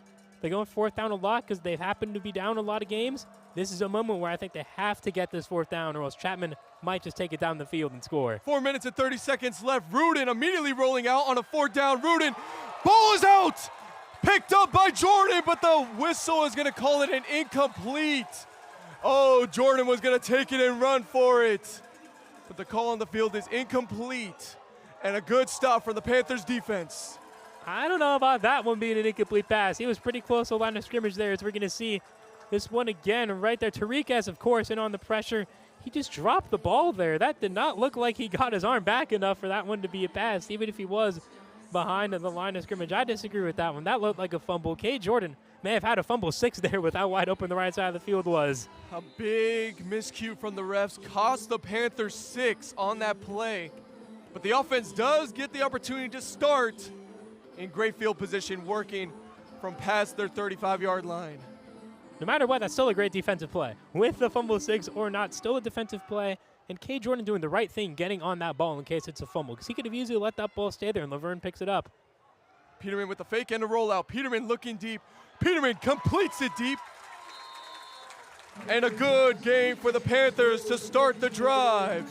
James Crowell working off of the left side for the Panthers. Again, he was wide open. Wide open. It seems like whenever Luke Peterman's rolling out, he has this one as we got a replay here. Peterman rolling out. Looking, finds him easily, just right behind the defense there for that 1st down. Slipping him right there as that was Hector Facio in coverage. The leading interception getter for the SIAC Conference with 5. Hector Facio unable to make the play on that. Peterman, 8 for 12 passing. On a 1st and 10 in the Leopards territory. Good move by Woods to avoid the first tackle in the backfield and get a gain of 2. And Woods turned nothing into something. Yeah, there was not much there, but guess what? Delonte Moore back in the game, though, as I saw in that play. So that is a good sight to see if you are a Laverne Leopards fan. One of your key starters. And Woods there, as you said, great move to avoid the first tackle, avoid a loss. Still 2nd and 8, though. Still 2nd and long. And something to note if I'm Chapman. Hold the ball the rest of the half. We only got just over 3 minutes left. They're letting the clock run to 3 minutes. Amir Adams one-on-one on the left side, worth noting. Peterman draws back, looks to the right, throws right. There is contact there early, but no flag. It looked like it was a pass interference on that play, but no call on the field. I'd agree with you there, and you can hear the fans here at Wilson Field booing that one. Again, that was orange on Amir Adams, the same matchup that I didn't expect us to see, as Chapman is going to call a timeout here. The Panthers' second charge timeout of this half with 2:57 left, and now facing a 3rd and 8. Now, on the 3rd and 8, what do you do for Peterman? You want to put him in a comfortable situation. You've been rolling him out a lot. Do you keep doing plays like that, especially on this 3rd and 8? You know what I want to see? It didn't work the first time. I want to see that trick play again. I know it's a 3rd and 8 in a crucial part of the game. You want to keep the ball. But again, I just don't think Laverne's going to expect you to do a trick play. I would love to see it. It would be great if it works, as I think Coach O as well right now is out there talking to the refs about why there was no pass interference. Yeah, Coach O fired up at the refs for that no call. Was pretty blatant. Yeah. Early contact from Orange. As he gets away with it, though, and now the Panthers have a 3rd and 8 to face. You see Coach Kirk there dialing up the defense for Laverne. And Panthers have been struggling on their 3rd down efficiency, 1 for 5 on the game. Looking to make it 2 for 6 now. Panthers see the initial formation that the Leopards were set up in and change their play accordingly. Peterman takes a snap.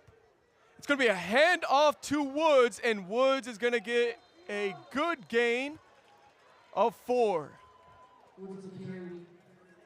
I don't think that's enough to get into field goal range, though, if you're the Chapman Panthers. Maybe you go for this, or maybe you try to draw Laverne off sides, 4th half 1st down, because I don't know if Byrol has this one in his leg. It's close because you're at around a 50-yard field goal here. All indications point to the Panthers going for their first 4th down of the game on a 4th and 3. Panthers get the call from the sideline. Play clock running down now under 10 seconds. Peterman hurries up the call. And they are going for it on 4th down. Peterman with a quick throw. Outside. Oh, what a catch. Diving for it. Oh, but the call is going to be incomplete from the backside judge. Looked like Crowell had a catch. The side judge was ready to call it a catch as well. That was a close play there, as that one is just a heartbreaker right there. That is Gian Legman there, as we have a replay here, who was the intended target. But Peterman this time staying in the pocket. Yeah, he dropped it there right at the end. It just hit the ground. Again, though, if you're Legman, you have to do that. You got to put the ball up. You got to say, hey, ref, I caught that one right there. But he could not hold on to that one. But amazing effort, though. That's the effort we love to see. As Chapman wears those grit headbands, he embodied that right there. And Peterman's throw just a little too low for Legman. Unable to convert on their first 4th down attempt. And the Leopards starting again in good field position, deep in their own territory. All 3 timeouts as well for them compared to Chapman's just 1. 1st and 10. And sacked in the backfield. Tariquez getting there for a loss of 4. Tariquez has just been able to kind of bull rush his way back into the pocket for this entire game right there. And that was a big sack right there early on in their drive, because guess what that did? That took off over 10 seconds on the clock. And now with the new rules where the clock's not stopping, that's going to be a huge factor there for the Laverne Leopards. Already a 2nd and long. Worth mentioning, the Leopards do have all 3 of their timeouts, should they want to use them now with a minute 34 left. And a quick throw to the outside. The leading receiver for the Leopards. On the right side, Kamaka for a short gain. And now making it 3rd and manageable for the Leopards. Yeah, that was a key play right there at 3rd and 6. I think if you're Laverne, you maybe have to go for this one. I think you have to, because you're already down 10-0.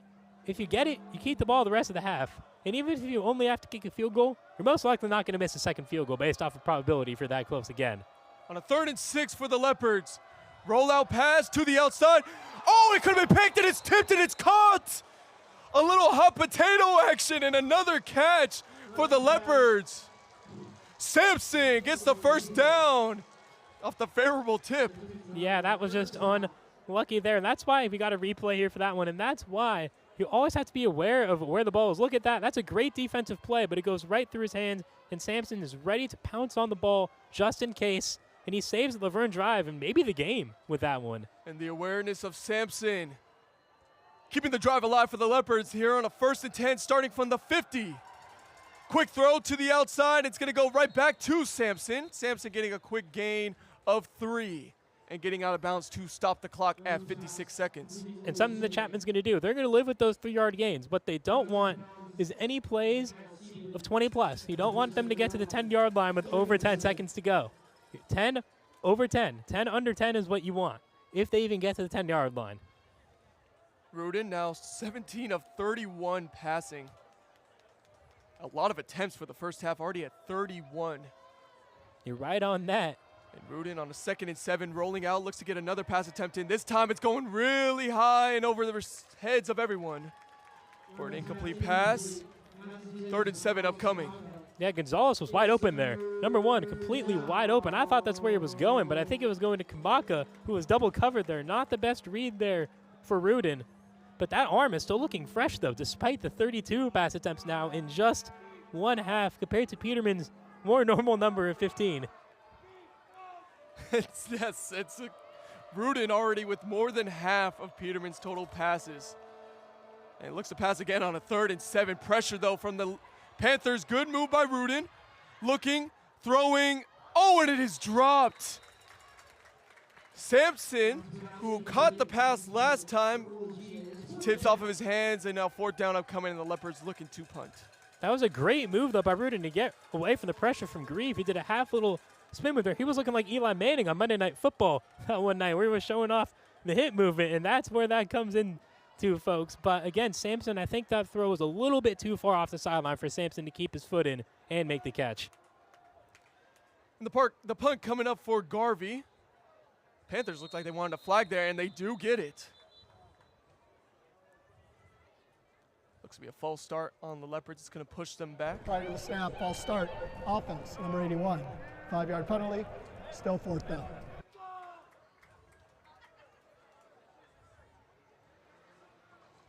Leopards there, moving them back 5 yards. 4th and 12 upcoming on this punt.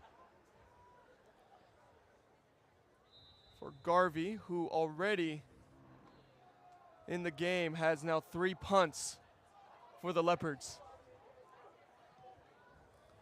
This time the punt from Garvey high up in the air, and Amir is going to have to call fair catch. Flag is thrown as well with the contact following the fair catch. The Panthers might have an opportunity to move the ball down the field to get a late score. You're right on that. Inexcusable for contact made there. I don't know if you turned over and saw me, but as soon as he got hit, I was reaching my pocket and fake pulling out a flag there. Because as you see here, number 35 trying to stop his momentum with the slide. You know that that was not on purpose. That was Terrence Williams with the hit on Amir Adams. And now I believe they're just deciding the severity of this penalty. As the officials huddle up, and we all wait in anticipation. Kick catch interference on the kicking team.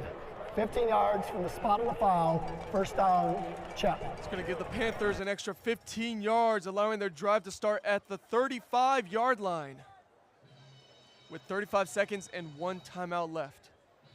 Now, do the Panthers try to make something here, or are you complacent going into halftime? You got 35 seconds. That's enough time to get into field goal range. If you get a big play, you get a big play. You take the big play, but you try to get out of bounds. Only having 1 timeout is not conducive to them getting a big drive going here. But Luke Peterman, he's got that dog in him, as he's shown over these last few games. So I definitely think he's going to be able to get something here. Luke Peterman, 9 of 15 passing for 127 yards, as well as the touchdown to Gio Rossino. Peterman is going to play action, roll out like he's been doing all night, throwing it to the outside. Oh, what a throw! Fitting it over the top of the defenders and getting it out of bounds for the 1st down. That is Bruce with the catch. Jason Bruce, he's going to be a key contributor. He's made some key plays down the field for Chapman and other places before, the sophomore. And that was just great placement by Peterman. Jason Bruce able to get in between the defenders on the sideline to do the dive out of bounds right there. He'd be safe at home plate for sure with that level of slide. Jason Bruce, the young, promising sophomore for the Chapman Panthers. And Peterman on a 1st and 10 at the Leopards' 49-yard line. Peterman throwing to the outside to Adams. Flag on the play as Adams' shoulder pad is pulled off a little bit. And it looks to be a pass interference call on the Leopards. This might be a little bit of a payback call, if per se, here for missing that first one. But that was Facio in coverage. Defense number 25. Spot foul, automatic 1st down. Penalty on Hector Facio. His 2nd of the night. And now the Panthers 1st and 10 at the 35. I don't mind the physical play, though, from Facio. You don't want to grab any penalties. But I like the physical play on Amir Adams. Amir Adams is not the biggest receiver in the world, so you're able to kind of be a little bit physical with him, but you can't get those penalties. Peterman with a quick screen over to Ursino. Ursino is knocked out of bounds. And that'll stop the clock at 19 seconds, making it a 2nd and 1 at the 26-yard line. Peterman just taking what the defense gives him. Again, good blocking from the offensive line, able to get 9 yards, and now you're almost at the 25. And if you get 10 more yards here, you're in easy field goal range. And Peterman almost at 150 yards passing in this 1st half. Peterman with the hard count has a free play. Peterman going to take it deep down in the end zone, and it's going to be incomplete over the heads of everyone, but the offside should give the Panthers the 1st down and stop the clock as well. Yeah, again, the offsides penalty, just no reason for that. There was no hard count there from what I can tell. No one was making any weird gestures on the Panthers side. Just inexcusable mistakes for the Leopards that have caused them to be in this 10-0 hole and potentially more. Defense offside in the neutral zone at the snap. 5-yard penalty. results in a first down. Gives the Panthers a first down at the 21-yard line. 15 seconds left on the clock as well. Why not try a deep shot here, potentially? Why not? You got 15 seconds, and if you miss, you miss, and you can try one more play before calling that timeout to get a field goal. Peterman looks to the sidelines, change of plays as Orsino moves to his left. And it's going to be a handoff to Orsino. A lot of room for Orsino. Orsino is going to put it in great field position to set up a Ken Byral field goal as a timeout is called with 7 seconds left. And the Panthers inside the 10, and Ken Byral looks to be warming up for the field goal. Not the deep shot I expected, but again, Gio Orsino, basically 10 yards again of open space before finally it takes 3 Leopards defenders there to bring him down. Good field awareness by Gio as he's had this entire game, knowing where the clock is too, getting down on time, so Ken Byral has more than enough time to kick this field goal. He's not rushed. That moves Gio Orsino to the leading rusher of the game for the Panthers with 39 total yards, averaging 9.8 yards per attempt. Not to mention Gio Orsino also with the 1 touchdown receiving. And with 7 seconds left, the Panthers call their timeout and look to extend this lead to 13-0.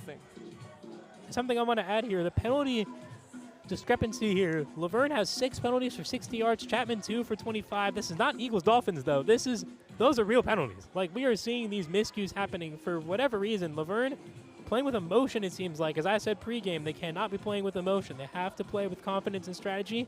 And so far, the emotions may be taking over a little bit in this first half. Ken Byral looking to extend his record further. It's going to be a field goal attempt again from the 6-yard line. 7 seconds left. Ken. His kick is good. And the Panthers lead 13-0 with 3 seconds left in the first half. Ken Byral continuing to add to his unbreakable record.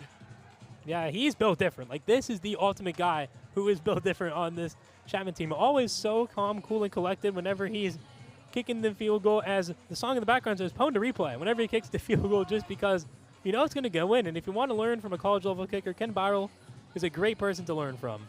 And I have to mention, I had the opportunity to talk to Ken Byral last match before the Panthers had their previous home game. And Ken, a hard worker and a great leader for this Panthers team, being here all 4 years, dedicated to helping his team, giving advice where it's needed, and rewarding himself on senior night with 2 field goals.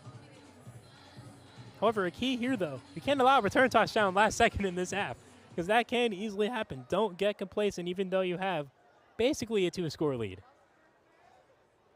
Speaking of that, Owen Tapia is going to be the one to kick this off with 3 seconds left. Tapia's kick is going to land short of the end zone, so this is going to be a return for the Leopards. This will end the half. Going up the middle and stuffed.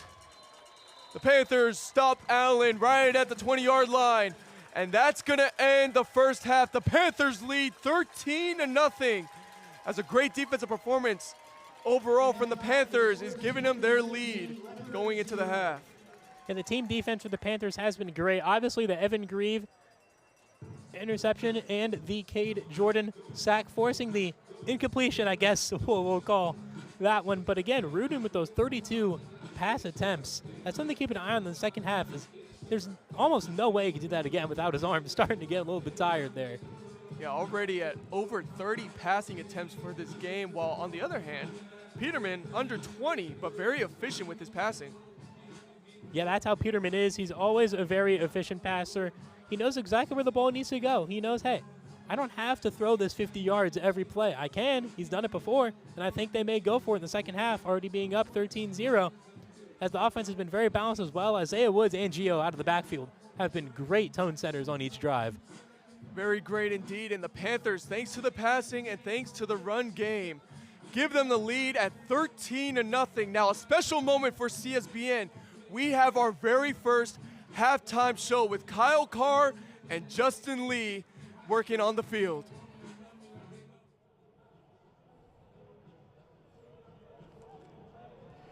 Whoa, check this out. We got a halftime show for you fellas out here tonight. Myself, Justin Lee, and Kyle Carr, my partner here tonight. We've got this one, and then we've also got the post-game halftime show, or post-game show, I'm sorry, later on. But my partner over here, let me turn to you, my friend. Yes. How are you excited? Oh my gosh. I mean, what a first half. Coming into this one, we knew what was at stake. Chapman, with the possibility to lock down a playoff berth, comes in against kind of the underdog Laverne. And right off the hop, we were a little worried if you're a Chapman fan, because their first drive did not go too successful. And then Laverne comes in with a huge drive. But then all of a sudden something happened. So honestly, it was quite the energy, Justin. I mean, I can't wait to look into these highlights here. We've got some great plays to discuss and to break down for you at home. Yeah, absolutely. We have a lot of highlights that we have to run down here. I mean, did you really expect the kind of story? I think most people would have thought Chapman would have jumped out early and fast already immediately. But, I mean, so far, Laverne apparently has been able to, keep the Panthers at bay so far. Yeah, definitely. It was quite the half, full of energy. I mean, looking at the way that the defense came out, we've been talking about Chapman's defense was going to be the priority here versus anyone else stepping over. And the offense wasn't really quite there at the beginning, but thank goodness to that Chapman defense, we're seeing a Chapman advantage in this first half. Yeah, certainly so, and I think that's kind of thanks to some of those missed opportunities you've seen from the Leopards so far, and we've seen a missed field goal. We saw them make a big reception and immediately get picked off of Evan Grieve. I mean, look at some of these replays. I mean, you immediately talk about them. We got a big third down tackle here for a loss. Unfortunately for the Panthers, that was kind of our start here. And then all of a sudden, Laverne with a huge reception with 28 yards on the play, getting them real close to that end zone there. Yeah, the other thing is, I mean, they've had opportunities. They've really run this ball down the field, and we saw them on that first drive. They're running it down there, and I'm sure a lot of Panthers fans were scared in their seats to see this kind of play from the Leopards early on. But the Panthers held strong in that first drive and really picked it up the game there. Huge block there by the Chapman defense. And then all of a sudden, they get the ball back after that blocked field goal that happened. And now Gio with the big score coming in, getting the Panthers on the board first.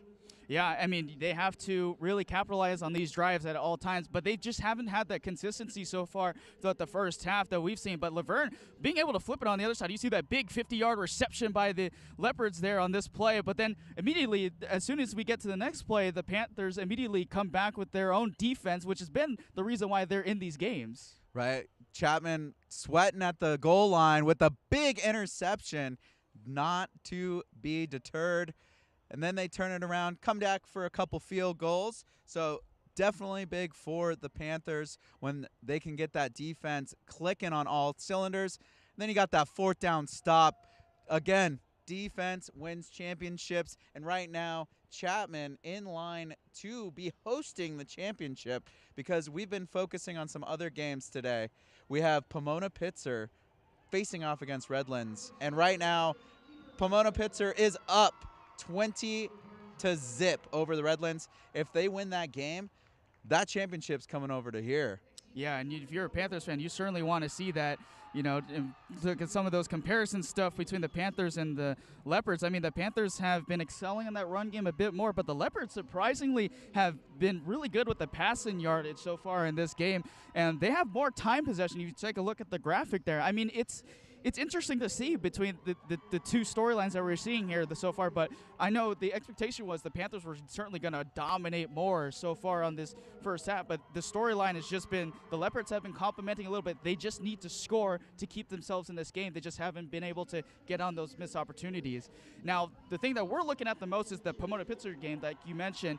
If Redlands wins their game, though, if they make a comeback, I mean, we've seen that before, right? But they definitely with Skyak. Yeah, they lost. I mean, the Panthers lost to Redlands earlier this year in their homecoming game here at this stadium. And, if Redlands win this game somehow, they'll be hosting the Skyak championship game. But if Pomona wins, then they'll come to this town in Orange, California, and they'll have to play the Panthers if, obviously if the storyline remains that the Panthers win this game. Definitely. It looks like we need the second half for both of those teams to stick and continue with their game plans, because right now Chapman in the lead, holding that lead, and Pomona Pitts are also in the lead after some good defense.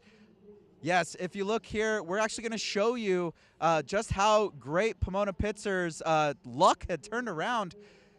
Quickly, they get a reception in the end zone, giving them that first touchdown of the game. And then quickly, the next drive by the Redlands turns into a punt. And then the big defense, their special teams, comes in and gets them 2 back-to-back touchdowns, putting them on the board quick late there in that second quarter there. Thought it was late in the first, but it turned out to be right at the beginning of the second. Yeah, and then Pomona Pitzer, you see on this touchdown right here. I mean, they've just been dominant in the first half so far against the Bulldogs, and I think a lot of people thought the Bulldogs were going to hold their ground a little bit more, but Pomona Pitzer's just been opportunistic on those plays. Like you saw the punt block there, and then it's like, thank you very much on that, and then they run into the end zone. Now they're dominating that game. They got to be pumped to, really energize themselves to come back and maybe try to get a win on the Panthers after losing to them this season. Yeah, Redlands is excited to be able to have the opportunity to host the championship, and now the fact that they're going to that locker room down with 0 points on the board, I guarantee their coach is grinding their gears right now. Speaking of grinding gears, here at this game, Laverne chugging the legs. They had a couple big, huge receptions, 28 yards, 50 yards, and then all of a sudden they ended in turnovers, giving Chapman the advantage. How's Laverne going to turn that around, Justin? Well, the question is, can Laverne consistently do what they were doing in the first quarter, which was driving the ball down the field, just getting easy plays, not giving the ball up too much? So you have to control the ball a little bit more. They've been handling on time of possession. That's the key to this one, because obviously the Panthers have been kind of stumbling on some parts of their game on the offensive side of things, but they just need to make it on those missed opportunities. That's just the biggest story for the Leopards, and that's what they need to do if they want to have success coming into the second half. Exactly. And talking about that, we want to dive into the main storyline that we've been identifying here, is that Laverne has had those big opportunities, but just was not able to capitalize. As you see here, they have a field goal attempt after that big 28-yard reception, and then a little dink goes the wrong way, Justin. A dink indeed, absolutely. I don't think anybody wants to hear that dink sound. That's the most horrifying sounded to a kicker. I know that for sure, being able to kick before. But, you see this reception too. I mean, this was one of the biggest plays we saw. We were screaming over this one on the sideline over here, and we thought he was going to score all the way, but then a great tackle there by Hunter Headley to stop that one from getting into the end zone. But then immediately after, this is what we were talking about, that interception by Evan Grieve. As soon as he made that pick, as the momentum was already swept away under the rug immediately. That just opportunities that were not capitalized on by the Leopards turns into opportunities for the Panthers, and now they have the lead with a 13. Goodness gracious, I missed the whole point. Oh, jeez. It's been a long game. We got a lot of energy going on. There's a lot of scores we're keeping track of, but to have that lead right now going into the second, what do you think Coach Owens is telling those boys right now? We need to be more consistent. Just need to be more consistent. Just get that run game going. They had that going a little bit there, and then find Amir Adams downfield. That's your guy right there, especially with your quarterback who's, they're all down to the third string quarterback, give him opportunities and the ability to make big plays and, make sure that he's not getting ruptured in the pocket by that Laverne front. That's honestly what it should be about. Oh yeah, definitely. And like we've said before, it is senior night here at Chapman University. These seniors are definitely ripping and roaring to come back for the second half, and they're gonna bring out the big guns. Laverne, they definitely want to be the underdog here and turn this around. So I expect them to come out blazing as well. What do you think Laverne's game plan is? Well, I talked about it before, just trying to be more consistent, really just rely on that run game a little bit more. We're seeing the passing offense working out, throwing to the perimeter and getting it on the spread with their offensive players. They've had so many issues this season on the offensive side. They've only scored about 8.8 8 points, 9 points per game in each of the last 4 that they've had. It's been a rough go of it, but if they can have an opportunity with their defense actually holding the Panthers a tiny bit, they have a good chance to bring this thing back. And if they want to play spoiler tonight, that's exactly what they're going to need to do. Definitely. And statistically, we've seen the Chapman Panthers here with a lot of great defense, especially after that 3-game skid at the beginning where they were on a losing streak. All of a sudden, they start winning again. And like we said, defense wins championships. Couple loose plays by the D this game today. What is Chapman going to have to do to tighten that up? Just play the identity that you had the last 4 games. I mean, you only gave up, 6.8 points the last stretch of games since, that 3-game losing streak. Just play to your identity, Cade Jordan, Evan Grieve, Hunter Headley, they're making the opportunistic plays. That's all they need to do is really just lock down on all sides and really get the wheels going on this defense. But we've seen some good glimpses out of it. Evan Grieve got an interception in this game so far. Fantastic. So it's coming back, certainly. Yeah. So that's what they got to do. Of course. And then kind of flipping gears with, instead of talking about the defense, looking at the offense, who is your number 1 pick for Laverne and then your 1 pick for Chapman to score the next point? Well, for Laverne, it's not really much of a player for me, honestly. It's more of just the offense in general that just needs to continue to do their job on their side of things and get this thing going. For Chapman, though, we saw him earlier. Our man, Gio Ursino, shout out to him. Gio! And we just need to see him more on the run game and spread it out to Isaiah Woods more. So it's going to be the complement of those 2 running backs to really get this thing set going. Yeah, for me, my guy that I'm looking for the Panthers, Amir Adams. He's got hands. They look like glue. They're bigger than my face. I definitely think he's got the stickiness and the gloves to bring Chapman the win and bring that championship game here to Ernie Chapman Stadium. Hey, man, he's going to need some spider tack on those hands, if you know what I'm saying. Hey, I hope he's getting those biceps running and getting those thighs churning because we've got exciting second half action coming your way. We're going to take a little break here at CSBN. Tune back in as soon as you can. We'll be back. Hey, stay tuned post-game.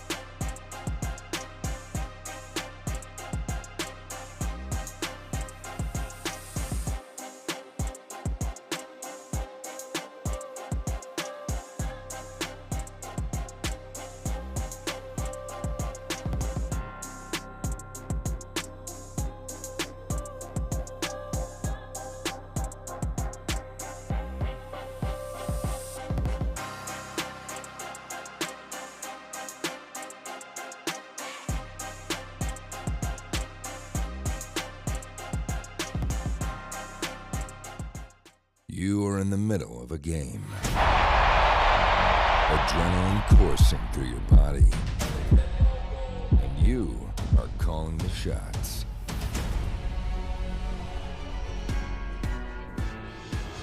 Feel the power as you control the game's narrative. From commentator to camera virtuoso, replay wizard to unyielding director. There is no better experience than being in the moment. Challenge your limits and embrace the electrifying rush that comes with the crowd's roar. You never know the epic plays you will capture and the masterpiece you could make. You could be an amateur learning on the fly or a pro wanting to expand your skills. You will always fit in. And what better place to broadcast your skills than in sports? Never knowing what is coming next and always coming across something new. Join the Chapman Sports Broadcasting Network and experience the thrill of life.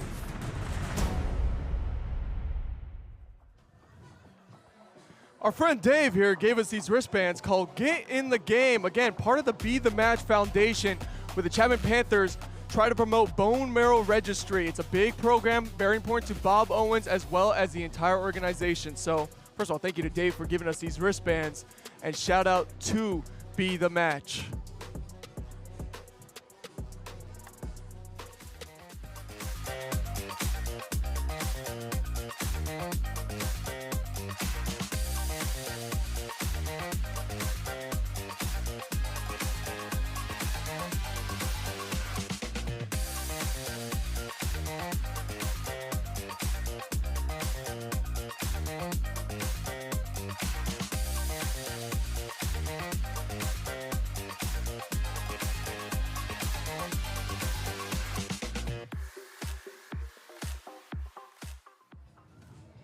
Again, a great cause that the Panthers team here supports. And it's a big shout out to Bob Owens and the entire team for, putting aside football for a moment and helping out, programs and issues that need helping. Exactly. It's such a great cause, and if you do want to donate, please follow the instructions that were said in the video. That's all you got to do. The video will be on our YouTube channel along with this broadcast if you missed it. Even if you missed it twice, it'll still be on there, and it would be great if anybody can help out and donate. But we had an amazing first half on the football field as well for the Panthers. Yeah, we have to mention about the game going on right here in California, and the song playing right now in the background is California Lovin' right now. And we have to say, the Panthers must be loving where they're at right now, up 13-0 with a great defensive performance. Exactly, and as they just said, California knows how to party, and Chapman's definitely been partying here so far. And on to the offensive side, Chapman's outrushed the Leopards 73-23. So again, some of those by big chunk plays like the ones with Gio and that Isaiah Woods play early, but the penalty is also a big thing, as I mentioned in the first half. Receiving yards, despite all those passing attempts, Laverne only has 5 more receiving yards, 156 to 151 here early on. Chapman averaging a whopping 7 yards per play. Laverne down at 4.6, so some keys for the second half are to just keep up with the same defensive intensity from the front seven, especially Tariqez, Evan Grieve, and Cade, Jordan, and Headley have been great. And if you're Laverne, how much more can you throw Rudin here in this second half? Because Rimsey hasn't really been touching the ball much. Kabaka's had a pretty good half. But besides that, it's been a little bit inconsistent offensively. And if you're Laverne, stop the miscues. I'm going to almost yell it there to just stop those miscues. Miscues a big part of the Leopards and why they are down 13-0 in the moment. And worth mentioning as well, third down conversions, the Leopards are 5 for 12, so facing a lot of third downs on their drives as well. 12 total compared to the Panthers having only faced 6. This one's going to be a fair catch in the end zone, and the Leopards will start at the 25-yard line, hoping for a new half and a newfound energy. Again, they are down 13-0, but it's also only 13-0. A touchdown here brings it into a one-possession game. You're exactly right. I said that all throughout the first half with the momentum that Laverne had, and Laverne may want to rock some of the Chapman's defense's bodies right here as a song playing in the background says. Hopefully, if you're a Laverne fan, Rudin could start this half on fire and maybe get Davies some extra yards here. He's really only had 2 to 3 yard carries the entire game besides early on. DJ here at Wilson Field, he's got my head bopping a little bit while making these calls. 1st and 10. As you mentioned, a lot of passing attempts for Rudin in the first half, already at 33. Wonder how they're going to start this 1st and 10. It's going to be another throw for Rudin. His 34th of the game, goes for a gain of 9.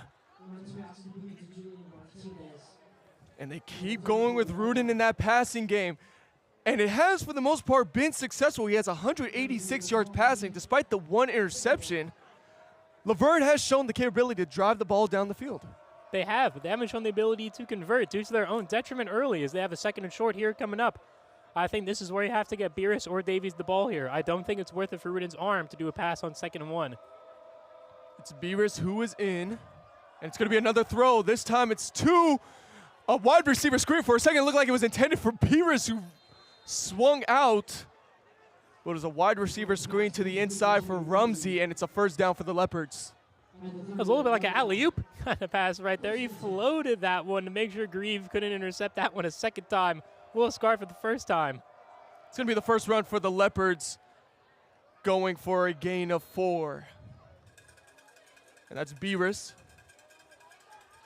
Didn't have as many rushing attempts as we expected, as we saw a lot really from the backup running back Davies, who got a lot of rushing attempts for the Leopards. No, exactly. And Beerus has had the higher average yards per carry by far. Obviously, it's a little bit skewed because of that one really long run, but still, every time Beerus touches the ball, it's at least 4 to 5 yards, it seems like. Rudin on a 2nd down, toss to Beerus. Oh, for a second, it looked like it was going to be a kill shot, but a smart move just to make the safe tackle on the outside by Rennick Martin, forcing a 3rd down. Yeah, as we see on the replay here, Rudin makes the right read, nice and soft pass. But again, Rennick Martin there almost probably could have had a targeting penalty there based off of the speed he was coming in with, but he slowed down, gets him with 2 hands, and also avoids a horse collar there, as I thought maybe he would do as well when he came in with the 1 hand. Smart play from the 6'3" junior. On a 3rd down, the Leopards quick throw again. Stopped for a 1st down. The pass went short of the sticks to Sampson. But look who created that pressure. Cade Jordan again. It seems like every time. This happened with Peterman too at some points in the first half. The front sevens have been getting a lot of pressure on these quarterbacks early on in this one, even in this early in the 2nd half. And much to the dismay of Rudin, the Leopards are going to punt this ball after only converting 1 1st down and an early punt to start the 2nd half.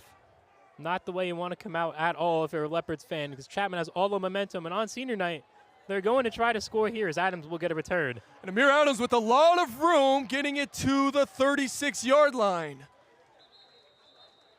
Now you have to wonder, the strategy too maybe for the Leopards is they hope they can force a turnover and give themselves short field as well. They could be playing the long game, and the eyes of the coach, it's still only 13-0 with the whole half to play. That is very true, but you can't count on turnovers. Turnovers aren't going to happen every single drive. Yes, Chapman has forced a lot of turnovers. Some of them turnover on downs, and that's due to sometimes Laverne's coaching mistakes there as well, but they have a lot of interceptions. Hector Facio, who really only called for penalties so far, does have 5 on the season, so that is something to keep an eye on, but I don't see them forcing a strip sack or anything like that based off of their season 5th-ranked rushing defense. In the hands of Luke Peterman on a 1st and 10. Handoff to Woods. Woods for a gain of 1. Peterman, as we mentioned, less pass attempts, but just as efficient. 11 for 17 and 151 yards, as well as the touchdown that he had early in the first quarter. Yeah, we always talk about it with him. It's the efficiency. It's the way he plays. He's not playing scared. He's not playing afraid, but he's playing smart. And that's what we have to do in these type of games. When you want to go into the championship game, you're playing a team in Laverne who has not had the best season, not a season that they wanted. They're trying to play spoiler, but if you're Chapman, just keep playing the way you've been playing the past 4 games, because it's been working. Peterman on a 2nd down throws it to Adams on the outside, who fights his way for a 1st down. Going back to what you mentioned about Peterman and doing his job, that's kind of been the story of the Chapman Panthers this entire season.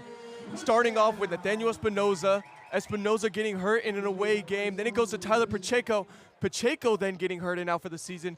Next man up is Luke Peterman, who does his job, next man up mentality, and just plays smart football. Yeah, and on that replay we saw, again, smart football, good pass to Amir Adams, and Amir using that extra effort to get to that 1st down marker. Now Woods on a 1st down run with a lot of open space to the 30, breaks the tackle and gets tripped up at the 23-yard line. Isaiah Woods finally gets the big break that he wanted. And the Panthers moving the ball efficiently. And that was Chase Yanez there on the tackle from his free safety position. Woods again follows the whole of the offensive line, goes into the second one, goes down the sideline there on the right side. Almost gets away from that tackle from Yanez, but just not enough. But still an amazing run to set up Chapman nearly in the red zone. Isaiah Woods having himself a great senior night. 1st and 10, Panthers quick to back on the ball. Woods on the run for first down is a gain of 5. Again, I'm interested to see here if Chapman decides to take a deep passing shot here in the red zone, something they did on their free play that they had in the first half with that offsides penalty on Laverne, but they haven't really done that in kind of the flow of offense so far, and that's something I want to see. That's the next step for Luke Peterman if he wants to be the starter next year, because he definitely has a good shot to be. Panthers on 2nd down looking for their first touchdown since the 5-minute mark in the first quarter. You have Ursino, who is staying in front of Peterman, looking to block, and Peterman with a quick throw to Adams on the curl route. Too far inside, and great defense by Artist Orange II. I will say Artist Orange has kind of been following Amir Adams throughout this entire game. It's something interesting to look at as we have the battle of basically the GOAT numbers there, LeBron number 6 and Kobe number 8. So they're definitely playing for something a little extra there on the line. But again, good physical, non-penalty defense, something that Laverne has kind of struggled with so far in this game. But Orange this time able to do it right. Another habit for the Panthers, being quick on the ball for this 3rd down. They slow it down as Peterman looks to the sidelines. Play clock running down, 5 seconds, 4. Peterman gets the snap off in time. Quick throw to Adams, has blockers in front of Amir Adams. Breaks the first tackle. Can't get past the second and is very close to the sticks. It's going to be a 4th down and inches for the Panthers, who look to go for it on this play. Peterman thinks they got it, obviously, but I do agree that that was a tiny bit short. Adams looked like he was a little bit cluttered there on the field because he kind of stopped for a second and didn't really know where to go, but he was able to break that first tackle and get close to the first down to make this a tough decision here for Coach O early in the second half. And a lot happened on that play right now on the field. The Panthers switched their entire formation. It looked like they were going to go with the Eagle style of a tush push, and then a Laverne Leopard goes down on the field. As it appears, a Leopard is cramping up. We're trying to get the number of him. It is unusually hot for this time of year, so it is not uncommon for players to cramp up during this time. But we have a replay here of this play. As you see, Adams a little bit not knowing where to go there. Vincent Jara trying to get him on the block, but just a little bit too late right there. And getting up on his own strength, Chase Yanez for the Leopards. Good sign for him. And the Panthers have had time now to decide what they really want to do on this 4th and inches. And by the looks of it, the offense is going to stay on. They're going heavy set. All receivers out. It's just Peterman, Ursino, and extra linemen. On a 4th and inches, Peterman is going to run to the outside. A flag is thrown, though. This could be huge. I was expecting a little tush push there, as I think we all were. False start. Offense number 71. 5-yard penalty. Still 4th down. And a painful false start for the Panthers. And now the field goal unit is going to come onto the field. That's really only the second miscue from the Panthers. The first one being the running into the kicker penalty in the second quarter. And now this one. Again, maybe you don't pick up that 4th down, but you never even had a chance as Luke Peterman have a talk with his team on the sidelines to try to rally him up here before this Ken Byro field goal attempt. Another missed opportunity for the Panthers. You really want to extend this lead and get this game out of hand, but they're just keeping it in range. It's still going to be 2 scores if Byro hits this kick. This one from a little further back. Byro's kick is up. And it is good. Ken Byro 3 for 3 on senior night, extending the score to 16-0 for the Panthers. Yeah, that's a needed field goal. It ranges out the score a little bit. Still a 2-score game, as you mentioned. So it doesn't really move the needle in terms of strategy-wise if you're Coach Kirch there on the sideline. But if you're Laverne, you got to score here at some point. You cannot go into the fourth quarter, in my opinion, on a night like this. Down right now 16-0, but who knows what it could be by the end of the quarter. Maybe you're down 23-0 or 27-0 even if they get another field goal on that. Like, you have to score here to give yourself a shot. The Leopards want to keep this game within range, and the Panthers looking to tighten their hold on the Leopards. Owen Tapia set to kick off. 8 minutes and 46 seconds left in the third quarter. And the Panthers with a 16-point lead. Again, mentioning the importance of this game. Panthers win. They go to the SCIAC championship game. And depending on other matches around the SCIAC League, as our halftime show mentioned, that'll determine where the championship game could be at. You're right on that, but he fair caught that at the 5. Why? Another interesting call there. Again, if you don't have a good return lane, just try. You got to try when you're at the 5 to get that ball a little bit further away from the end zone. Although it seems like they're going to be starting it. Yes, so all fair catches 25. set up at the 25 now. So that was his decision making there. But so far, only one return for Allen in the game. It's a very interesting new rule that's been implemented. It's going to be another throw for the Leopards. Another wide receiver screen. And another short gain of 5. And not a good sign right now as Cade Jordan is holding his leg down on the field. That's not what we want to see there. But Ronnie Rapke has his first catch of the day for the Laverne Leopards as Cade Jordan is still down. As I can't really tell what happened there. It didn't really seem like any abnormal movements there, but a good catch there by Rapke, able to get Laverne a couple yards. It'll be a 2nd and 5 as Jordan is still being tended to. Cade's leg was put in an awkward position there, and it looks to be in his lower calf area. A huge loss for the Panthers right now in the current moment. Cade Jordan has been a wrecking force for this Panthers defense, not just from his play on the field, but his leadership as well. But he puts a thumbs up to the crowd as he's getting stretched out. So for the moment, the assumption could be that he's just trying to stretch out and is dealing with a really bad cramp. Somebody get this man some pickle juice as Cade Jordan walks over to the sidelines on his own strength. A good sign for the Panthers and Cade Jordan. 2nd and 5 for the Leopards. And that's definitely a great sign here as the crowd you can hear cheering for Cade Jordan. Everyone loves him here. Great to see him walk off under his own power. But a key 2nd and 5 here for Laverne. And this is your chance to capitalize without Cade Jordan on the field for right now. Significantly weakens the Chapman front 7.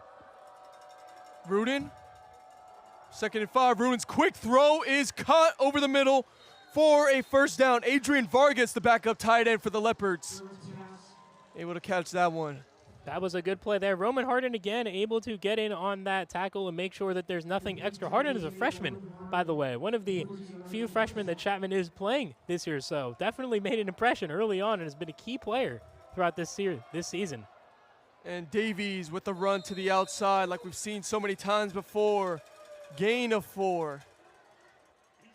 A crazy stat line worth mentioning. Now, Rudin is 24 of 39 passing at 39 pass attempts with still 7 minutes left in this third quarter. Yeah, that's something that I did not expect to see coming into this game. Doesn't hit that 60 mark. That's the question that we have to ask ourselves up here. But so far in this drive, it's been a little more balanced, which has been needed. But Davies still not getting any big yardage. Like how you mentioned before, it was the 50 mark they were looking for, but you already excluded that. You're thinking it's going past 50. Oh, I do. I definitely do with how they've been using him so far in this third quarter. Rudin on a 2nd and 7.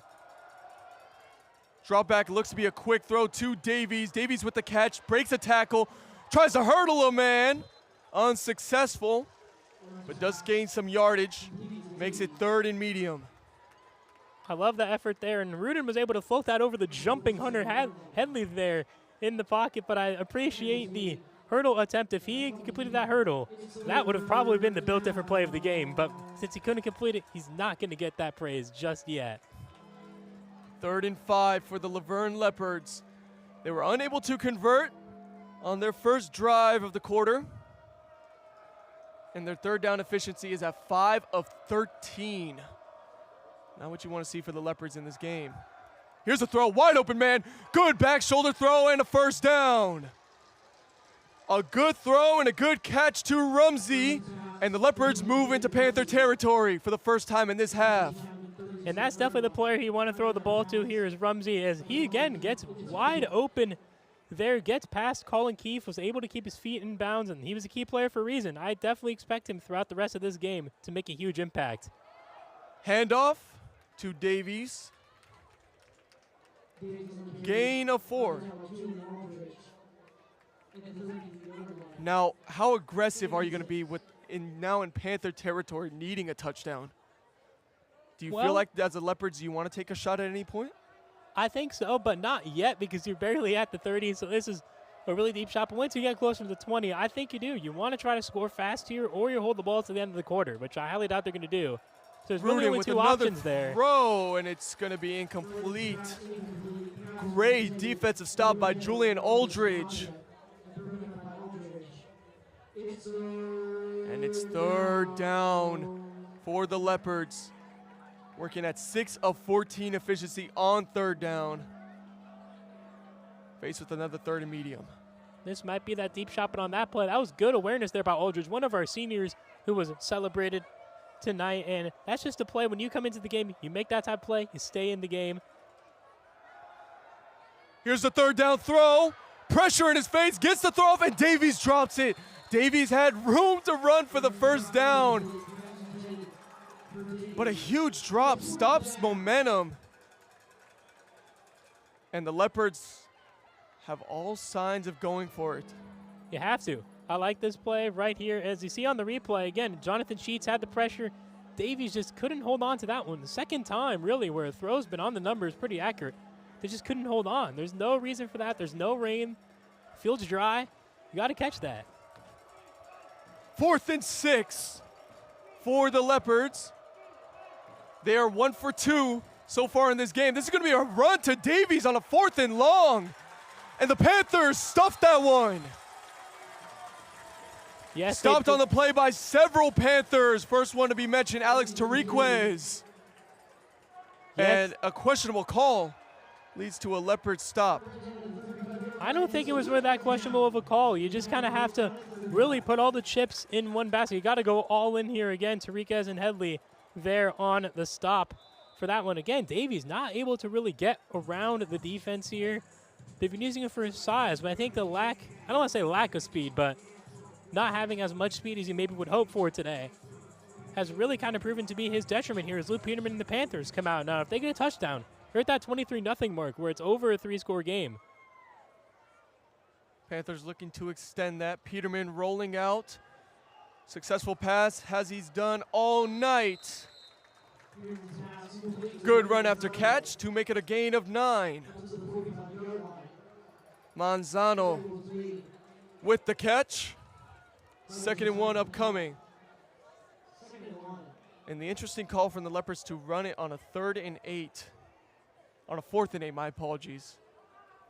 Gives the Panthers good field position to start at.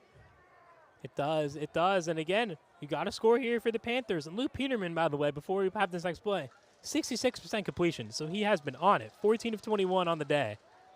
Handoff to Ursino. Ursino is able to weave through and get the first down. Panthers drive continues, milking the clock now to under 4:30 as it'll keep ticking down for this next play call. As we got a replay here, is Gio able to follow the hole created by the offensive line again and able to get that first down before he is stopped there by Yanez. As now we have a first down. Chapman looking to get into Laverne territory. Panthers adjusting the call after the initial snap. 2-man backfield for the Panthers. This is going to be a handoff up the middle for Ursino. And a gain of 2. Something I want to see more of, as I said in the first half. Roll out Luke Peterman. We know that he can run. He's a capable runner. Why not? obviously both of our other quarterbacks got hurt on running plays, but this isn't something where you're running him into the ground. He hasn't run it all today. He can. I hope that if he does have some pressure get to him, he's able to realize that he's able to roll out, run, because he hasn't really seen too much of it, and that could rattle him in this game. In at running back for the Panthers, Derek Fuentes, a name we haven't called much in this match. It's going to go to Fuentes. Fuentes cut inside. Gain of 3. 3rd and medium coming up at a 3rd and 5. I think he got a pass here. I want to see, again, Quentin Biebel get more involved in the passing game. He's a bigger target that they're able to use. But again, Derek Fuentes, one of our seniors who was nominated tonight. It's nice to see Coach O putting as many seniors in the game as he can, especially with the score the way it is right now at this point in the game. He can put players in who you know will make an impact off the bench. Austin Marin looked to be a little shaken up, immediately running off of the field. And a quick sub in for the Leopards. It's going to be a huge loss for the Leopards, and especially with their pressure, Marin.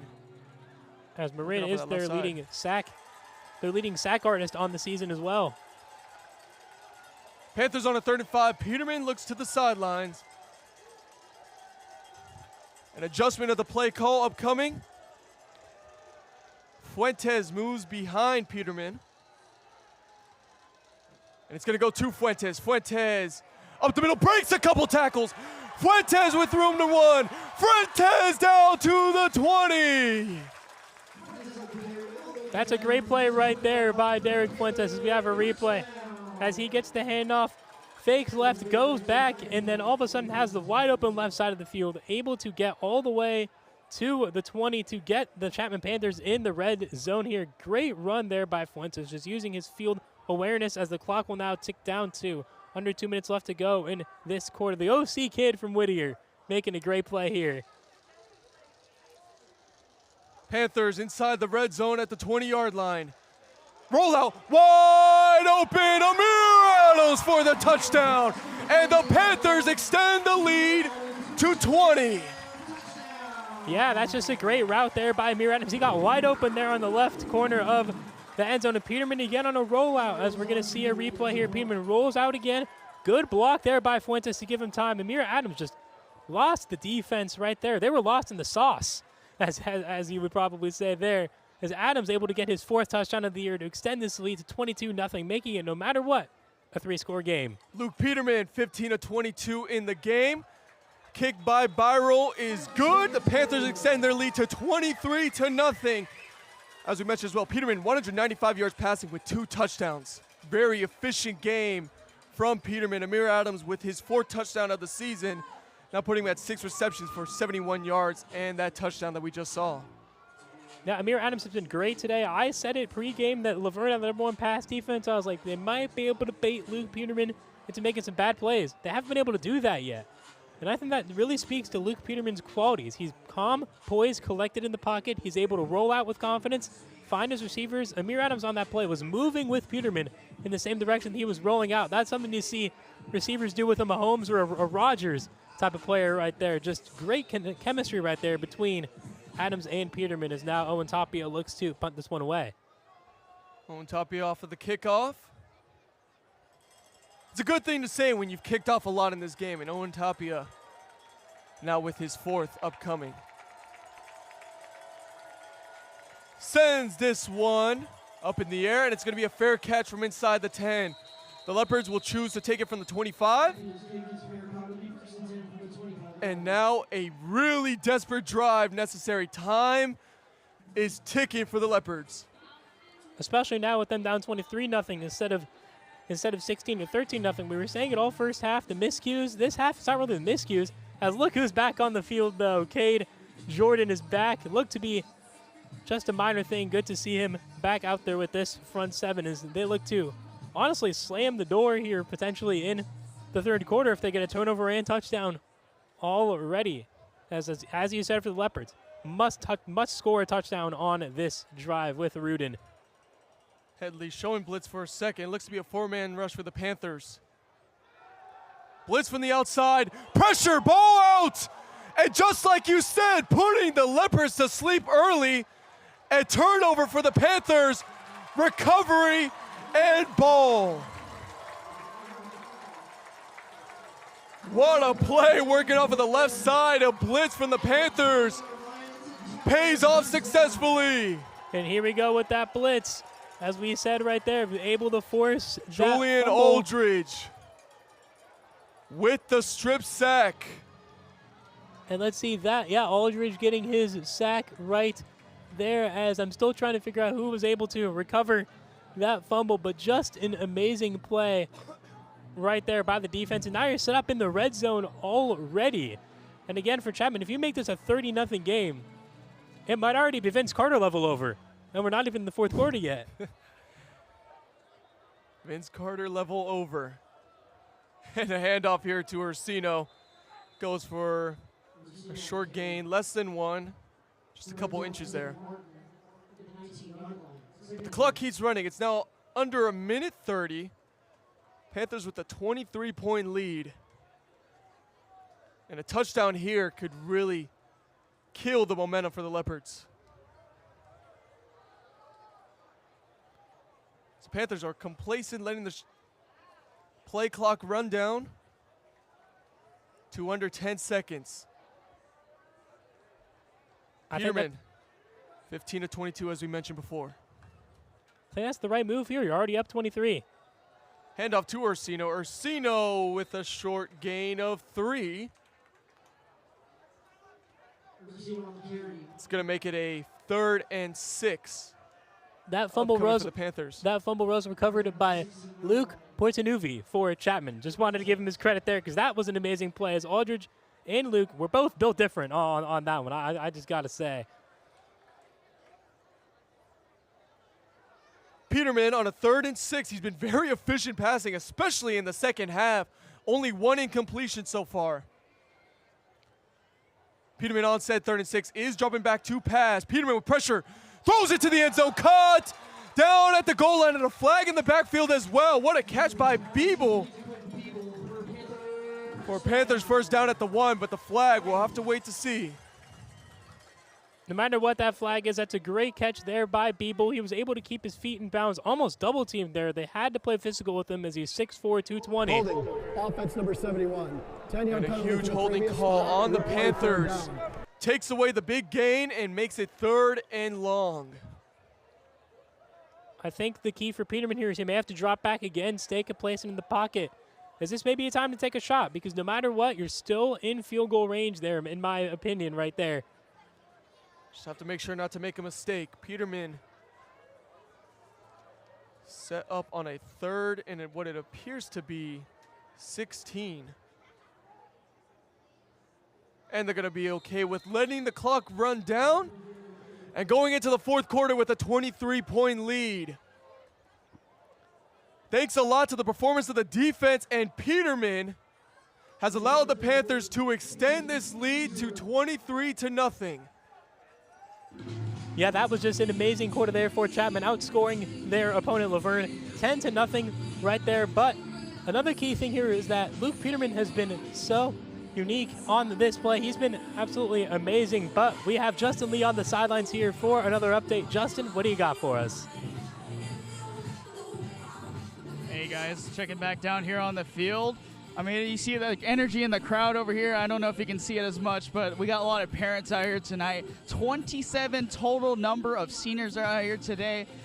And one of the bigger things that we're talking about is the theme of this game, which is the get in the game type of thing. So I got the wristband going here that they were giving out earlier, but it's a big part of this team. They've been really advertising this for a while with Coach Owens and the entire football team, and take a look at it, man. I mean, it's a pretty sweet bracelet, but if you want to find more information, you can definitely hit up some of the QR codes that we've been showing out there, and obviously our commentators up top have been sharing that a little bit more, but a little bit more with that, it's a little get in the game ad that we've got to show you guys.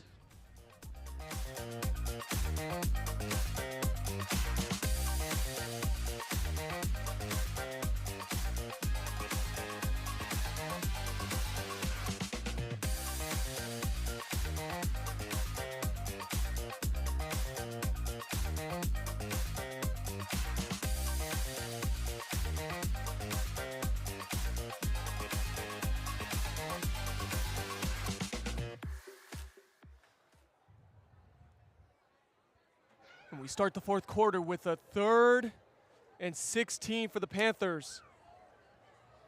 Not a situation you want to be in. Peterman possibly looking to just get this in field goal range. Peterman with a throw over the middle. Caught by Adams. Adams with the touchdown. Amir Adams extending the lead to past 30. What a throw. Yeah, that was a dot right there. Such an amazing play right there. Something that you want to keep an eye on right there. What a play. As when you look at Luke Peterman's throw, he just steps up in the pocket, gets it right to Amir Adams for that touchdown. Already his 5th on the year, 2nd on the day, Peterman's 3rd on the day, and now Chapman wants to extend their lead to 30 with this Ken Barwell extra point. Ken Barwell to extend the lead to 30. Up and good. A very active day for Ken Barwell. 3 field goals and 3 extra points. What a senior night it's been for him. And enjoying the senior night as well. Actually, someone who isn't even a senior, Luke Peterman, with 3 touchdowns on the match. Putting him at 3 total touchdowns. What a performance it is. Yeah, he's had a great performance here, and something to keep an eye on is that his completion percentage is almost 70 with 69.6, 221 yards and 3 touchdowns, as long as that 46-yard play to Isaiah Woods, which has really just been amazing as Chapman is about to punt here with Owen Tapia. As we mentioned, Owen Tapia, it's a great sign when he has to kick off often. Another kickoff for Tapia coming up. He's been very active in his senior night as well. Worth mentioning for Luke Peterman as well, 221 yards passing to go with the 3 touchdowns. The kick is off, and this one's going to go short, but bounce out of bounds. And a flag will be thrown. The Leopards will start with the ball at the 40 due to the penalty. 35, ball we place at the 35-yard line, first down. Earl mentioned the ball cannot be kicked off out of bounds. Of course, unless the return team does touch it when it bounces out of bounds. But does it touch no one and bounces straight out of bounds, that is illegal. And the ball will start ahead of the 30. So good field position for the Leopards, who now at this point are just being shut out and want to show some fight. Yeah, exactly. But if they get a turnover on their defensive drive after this, if they score, they could be right back in this game. Rooting with pressure. What a catch up top. The leading receiver, Kamaka, again with the catch on the sideline. What a play right there, as I have to say, he was built different on that one. That one, you get it built different for McKenna Ramos Kamaka. As you saw on the Laverne sideline, they were tapping their heads. They were on your head, and that was definitely on the Chapman defender's head right there. Kamaka, the 6'2 junior, with now 67 yards receiving. Rudin has reached 44 total pass attempts, and you have to imagine that's going to go above 50, especially with just the fourth quarter left and Laverne wanting to conserve time. This one's going to be a run, though. Cut back inside. Gain of 5. A good run on first down for Beerus. Beerus has been by far the better running back out of the 2 tonight, and that's something to keep an eye on, is why they haven't been using him more. But as we look at this replay here, Beerus follows his blockers again, finds the hole, but Cade Jordan obviously there too on the stop along with Colin Keefe to hold it at a 5-yard gain. Rudin on a 2nd and 5, handoff to Beerus again, and Beerus with another successful run. Moving way past the sticks to the 36-yard line. That was a key first down pickup right there, but if you're Laverne, you got to think about going for a pass for a big shot here. I know I've said it could serve Rudin's arm, but now's the time to go big. This is what you absolutely have to do if you want to try to score here and maybe give yourself a chance at this epic comeback that you're trying to pull off. Again, miracle mode, and just as you said, a big throw. This is a double pass down to the end zone, and it's over the head of everyone. Kamaka tried to hit the open receiver, Rumsey. Well, you could also say that's why Kamaka is a receiver. That's definitely true, but I will say that arm strength, though, if Rumsey had an extra step on that one, That would have been a dot. Like, the spiral was there, the height was there, the distance a little much. But still, for a receiver, great play. Great play indeed, but no gain for the Leopards. Now facing a 2nd and 10. 13-16 left on the clock. Play clock is running down. And a whistle blows. The Leopards are going to have to waste a timeout early in the 4th quarter. That's not something that they want to do early on in this quarter, especially already being down 30-0. You have to try to get this one here as early as possible. And the Panthers huddling up. Again, the Panthers' idea here is just to really play prevent defense. You don't want any big plays for the Leopards. It's okay if you let them drive down the field, but just make sure they take up clock with it. For the Panthers, time is your ally. On the other hand, for the Leopards, working against time. As we have a replay on this one here, we have this one to Kabaka, but just overthrew Rumsey there as Colin Keefe fell down on the coverage there. He would have been wide open for that touchdown. Leopards taking the field on a 2nd and 10. Rudin, 27 of 44 passing, 1 interception, and 253 yards total.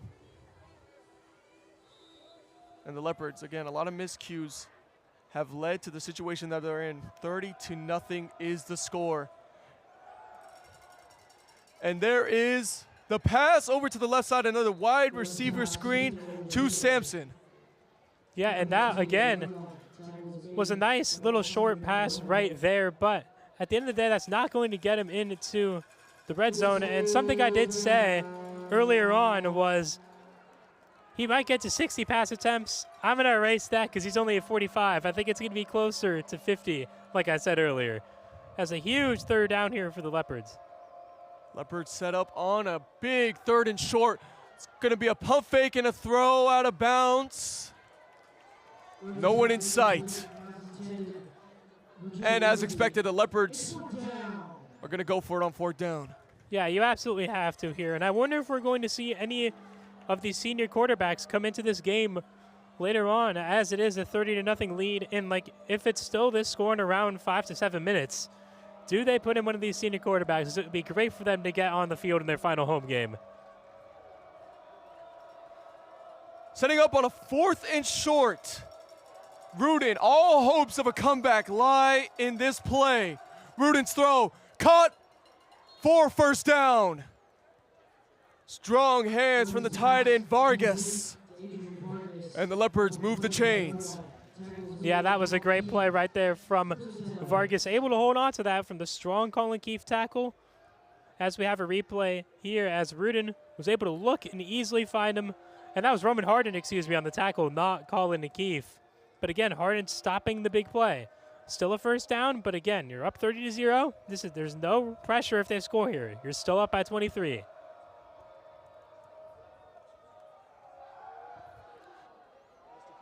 And a quick wide receiver screen for just a gain of 2. We've been seeing a lot of wide receiver screens, even in this moment late in the game.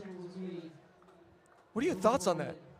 I liked it early on in the game. It's a good way to kind of get the teams involved, but this late in the game, you can't be doing that. I compared it to Tyreek Hill. You don't have Tyreek Hill on this roster. He's not going to burst out for a 30-yard touchdown right there, but you got to go deep here, in my opinion. Clock running down for Laverne. Not for Chapman, but if you're Laverne, when you're down 30, 11 minutes is not a lot of time. Throw over the middle, caught by Beerus. Beerus breaking a couple tackles. Beerus inside the 10, working inside the 5. Good run out to catch from Beerus. And the Leopards inside the 10 for the first time since the 1st quarter. Yeah, and again, Beerus being smart, was able to catch the short little pass, gets by the defenders right there, and is clearly able to get inside the 5 as this is a big 1st and goal. To Beerus. Goes for a very short gain of just 2. But it moves the Leopards to the 3-yard line in a 2nd and goal.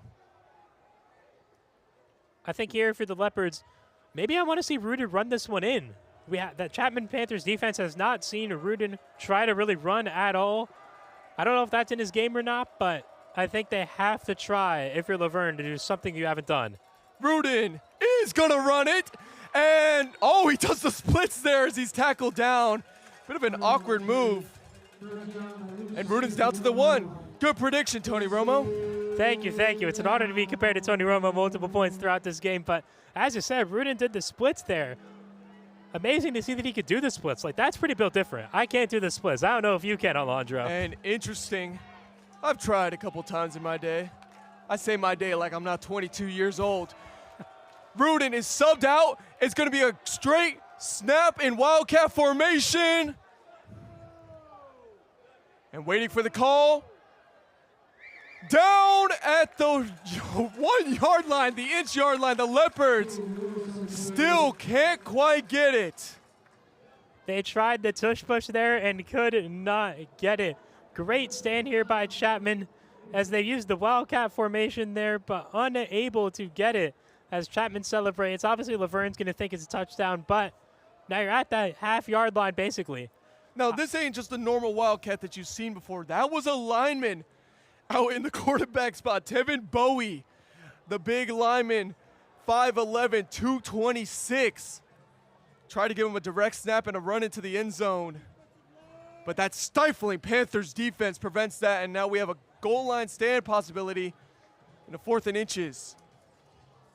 As we do have a Laverne player down. That's going to be Julian Martinez. I believe that's the second time going down tonight, actually. Martinez, a 6'1" sophomore tight end for the Leopards.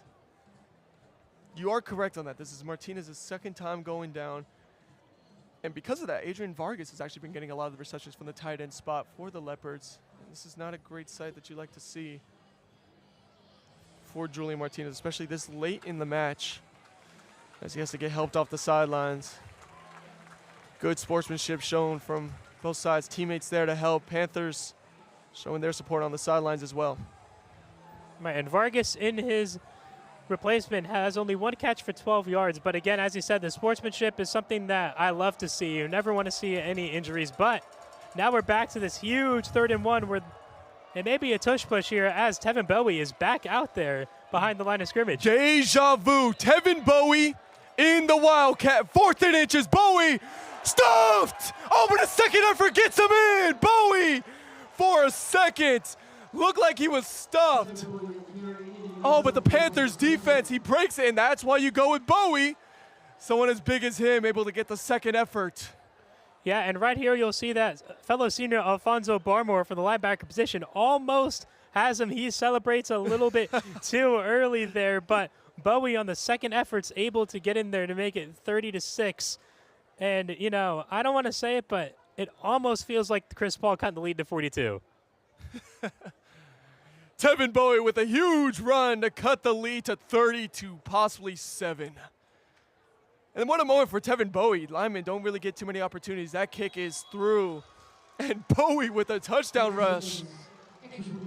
Yeah, you know, for a guy like him, I imagine you just waiting for a play like that. Oh, yeah, he definitely was. That reminds me of some other players. You know, J.J. Watt would be in the Wildcats sometimes. He'd catch some passes. I like it. Use your defensive players who could be big physical rushers. And it worked out there for Laverne, rather, as if Laverne here, a quick turnover is the only way that you have a chance to get back into this game. A chance to get back in, but only 9 minutes to do so. If the Leopards want to have any shot here, it's going to be an onside kick upcoming, you'd have to imagine. And then not only that, that drive did end up taking over 5 minutes. Not what you really want for the Leopards. Even at this point, 5 minutes seems like too much, with the lead seeming more and more insurmountable. I agree there. It's definitely not what you want if you're Laverne to take that much time off of the clock. But again, if you're Chapman, that's fine. That's fine. It just gives you more time to run down the clock.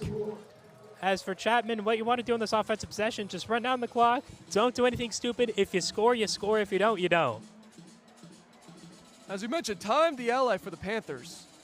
So, again, like you just mentioned, just smart plays, taking away clock as they set up for the onside kick. kick is bouncing up. Oh, what a good catch. It was for the Panthers. And not someone you expect to see on the hands team. Hunter Headley doing the celebration of a little too sticky with his hands. They have a linebacker out there in the hands team. Goes to show how much of a talent he truly is, the senior Hunter Headley.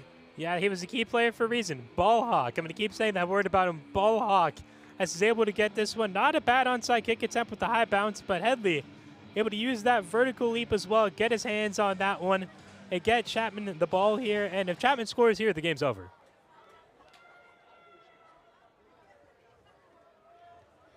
And 9 minutes and 35 seconds on a 1st and 10. Peterman hand off to off the right side. A good run.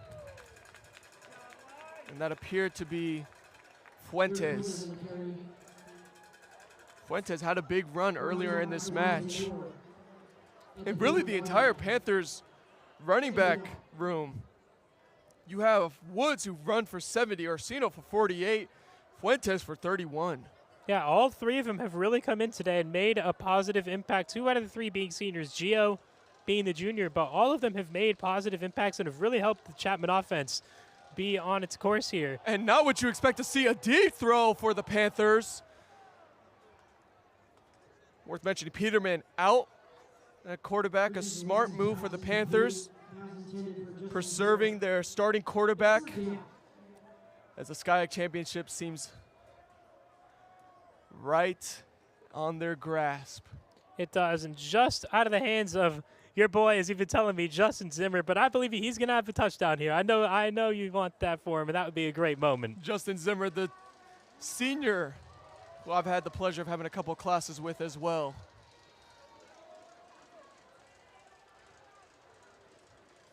Working on a 2nd or 3rd down, my apologies. Fuentes over to the right. Or not Fuentes, this is the other running back for the Panthers. As we start moving down further into the depth chart, Porter Brockman with the run. And in at quarterback, Christian Dulinski for the Panthers.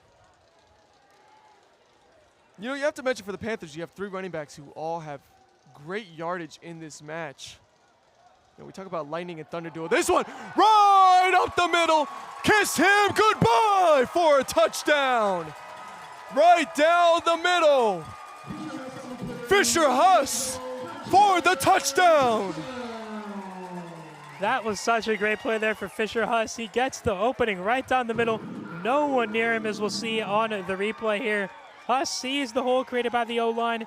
Cannot get anyone near him. And Yanez had the closest effort there, but knowing him, as you said, kiss him goodbye. Celebrates right near our Cam 5 and operator Nathaniel Rudolph, but he was able to get that big touchdown. Fisher Huss's first of the season for the freshman. Has a very bright future ahead of him, and now it's 36-7.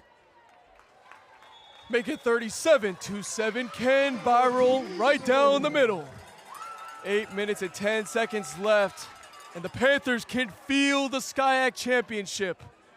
Again, we'll have an update on the other games going on currently with this match from our post-game report, where Justin Lee and Kyle Carr will give an update on where this SCIAC Championship match will be held.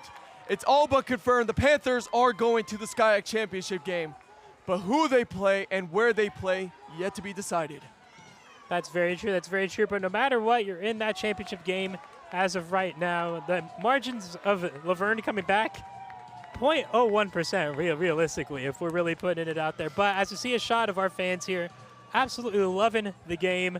They're locked in just like we are for this entire broadcast. And we thank all of them for coming out. You know, they didn't have to come out here today, especially if they're not family members of seniors, but they do. And obviously, all home football games are pretty packed on the Chapman side, so we love to see the school spirit. And this is cool. Jax Hudson, the backup kicker for the Panthers, the 6-foot sophomore, sends this kick away inside the 5. Fair catch for the Leopards. I'm going to be seeing a lot of new names and really the future for the Panthers in this match from this point on. Well, that's a good thing in my opinion, because for next year you have to know who you're going to build around. Again, Luke Peterman's here for another year, Amir Adams here for another year, Quentin Biebel here for another year, but certain people like the running backs with Isaiah Woods and Fuentes are going to be gone. So that's going to be Gio leading that backfield, and maybe Fisher Huss just proved himself to be the second running back option.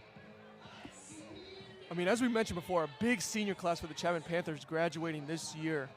A lot of leaders, a lot of players who have been on this team for 4 years straight. It's going to be a big change as the handoff is going to go for no gain on first down. Clock ticks under 8 minutes. And the Leopards going to take another big loss to the Panthers. We mentioned before, too, the last time the Leopards played the Panthers, that was a call just last year, where the Panthers won 42-14, and now we're up 37-7 in this match. There is a chance that we end at that same score with how much time is left in the game. And the Panthers have won 8 straight against the Leopards. That pass for a short gain just past the 30 to the 31-yard line. It'll be a 3rd and 4 upcoming. That was Vargas on that catch right there for a second one of the game, replacing the injured tight end there, Julian. Cool moment, well, for me at least, worth mentioning is the first game that I called just last year was against the Leopards. The last game I will call against the Leopards as well, as the Panthers put up a dominating performance. Throw, caught, first down. That's been their leading receiver now, Jimmy Rumsey, who has taken the possible leading receiver spot, at least in receptions. But Laverne just, all game long, it's been mistakes. They've showed progress. They've showed the ability to drive the ball. But it's those key mistakes once they get to the red zone and the goal line that have hurt them the most.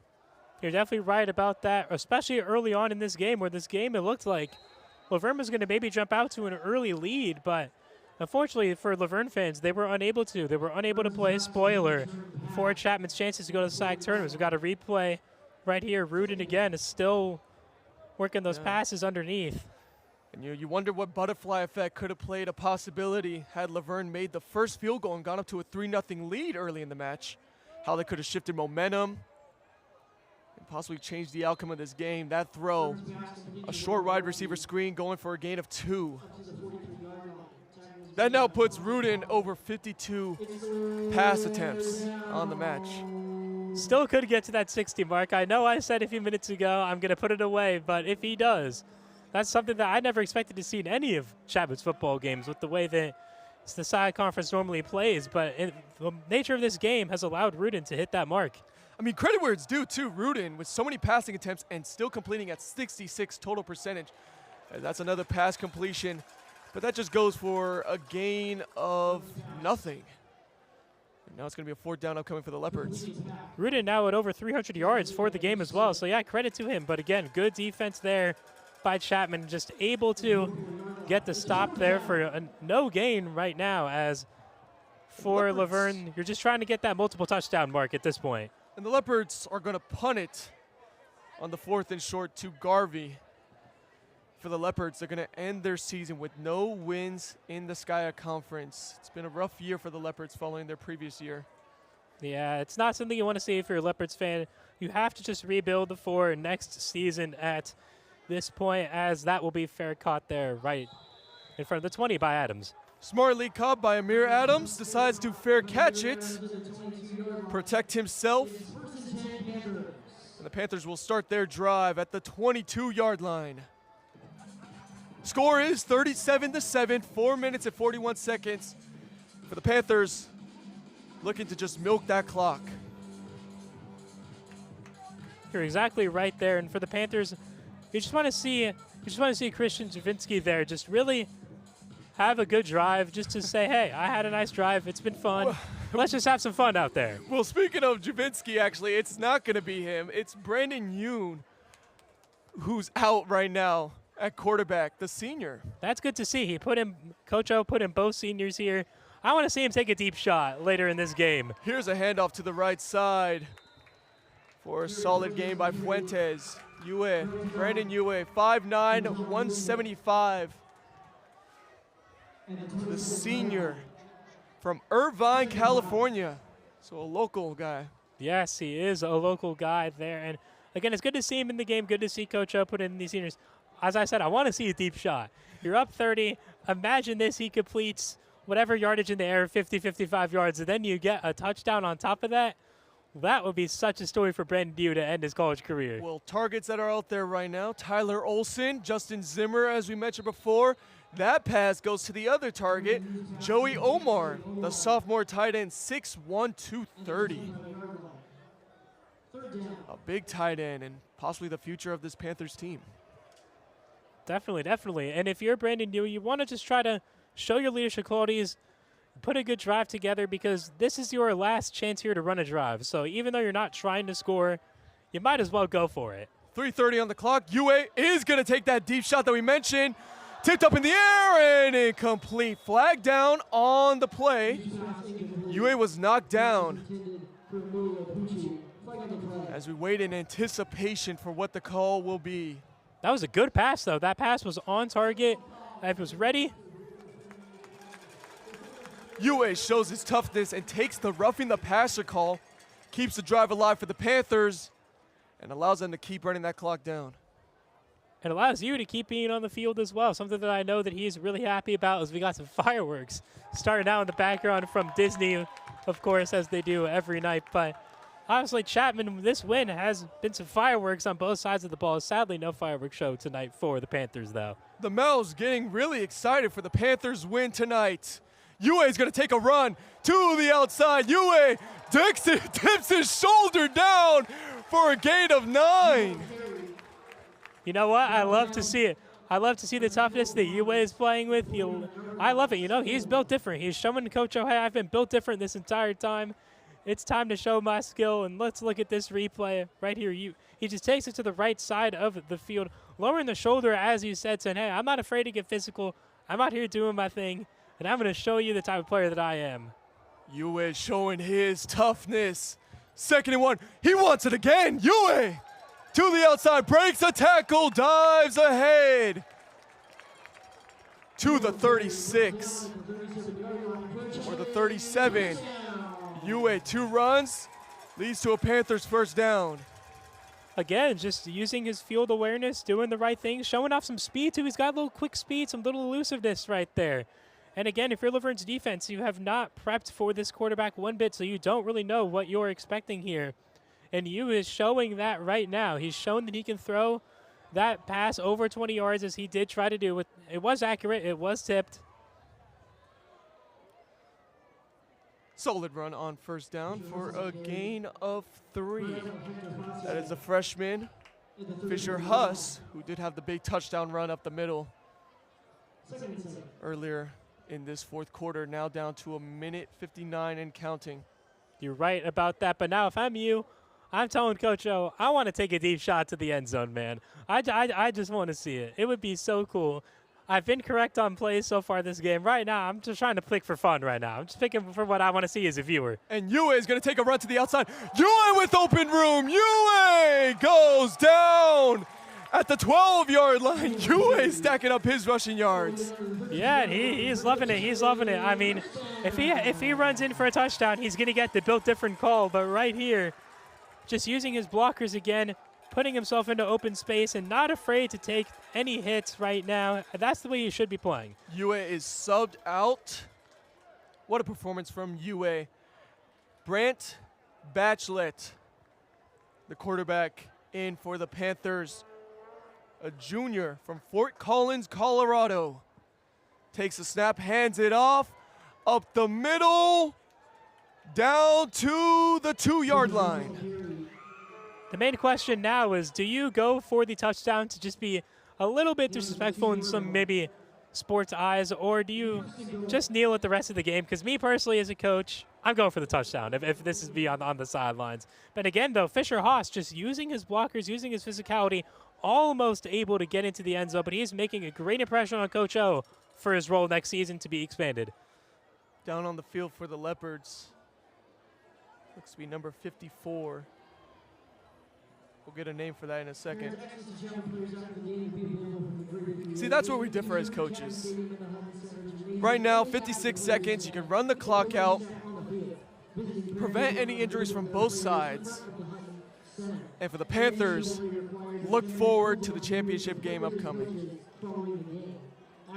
You're right on that one. You're right on that one. But for me personally, I just would love to see someone who doesn't get a lot of playing time score. Like, this isn't about being disrespectful right now. It's about, listen, people aren't getting a lot of playing time who are on the field right now for whatever reason that may be. Maybe it's because they're freshmen and still learning like a Fisher-Haas. But you want them to get that experience, get that end zone celebration. Cold-hearted, Feinhersh. Cold-blooded you are. Hey, listen. We played a good game, all right? It's not being disrespectful. If all the starters are still in, I'd say, yeah, that's disrespectful. You got to take them out. But right now, you have a lot of players who are healthy right now.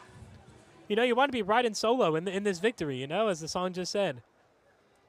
And it looks like Coach Owens is going to take a knee, do the respectful thing.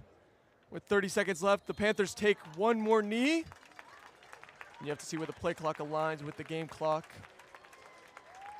It appears that is it. The Chapman Panthers punch their ticket to the SCIAC championship game. We await the results of the other game to see where that game is played.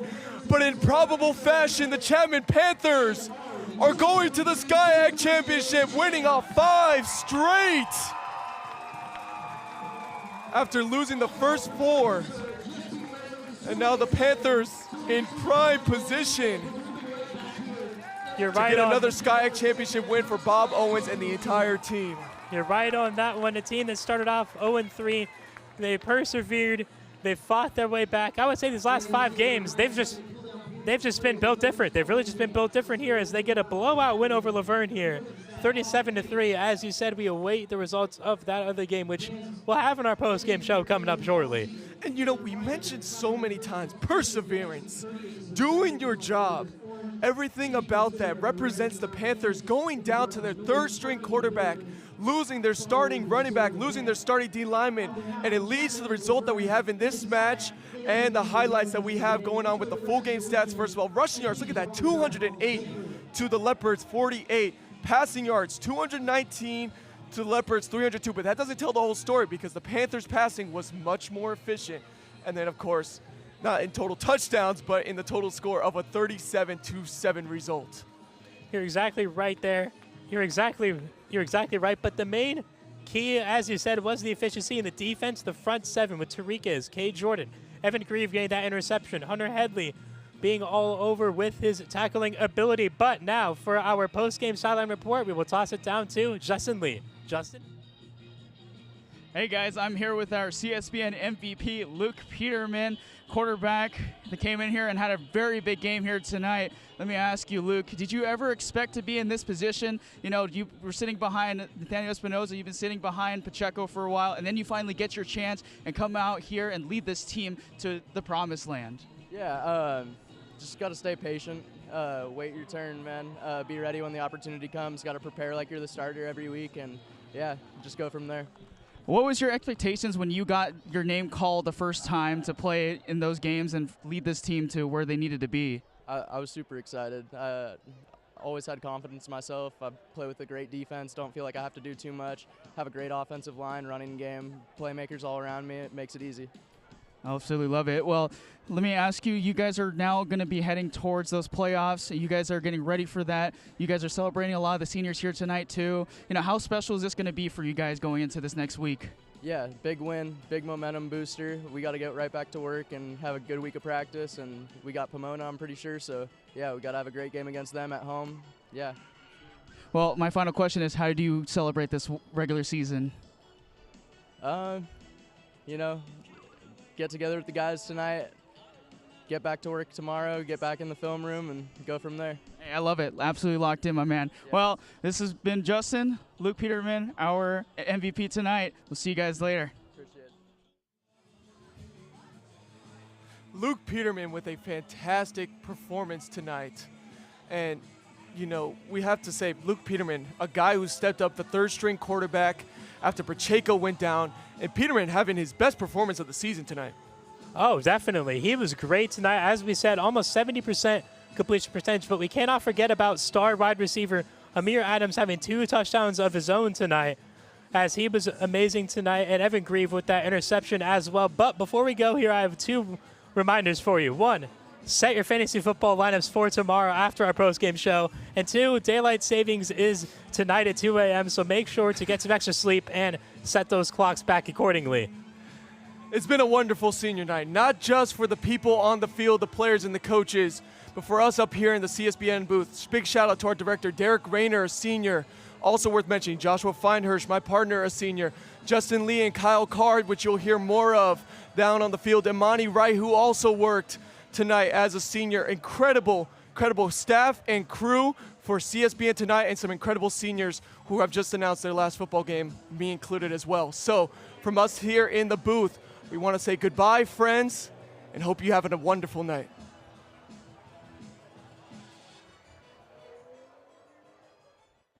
Welcome down here at Ernie Chapman Stadium. I'm Kyle Carr. I'm sitting here with Justin Lee, who you just saw on the sideline report with our VP.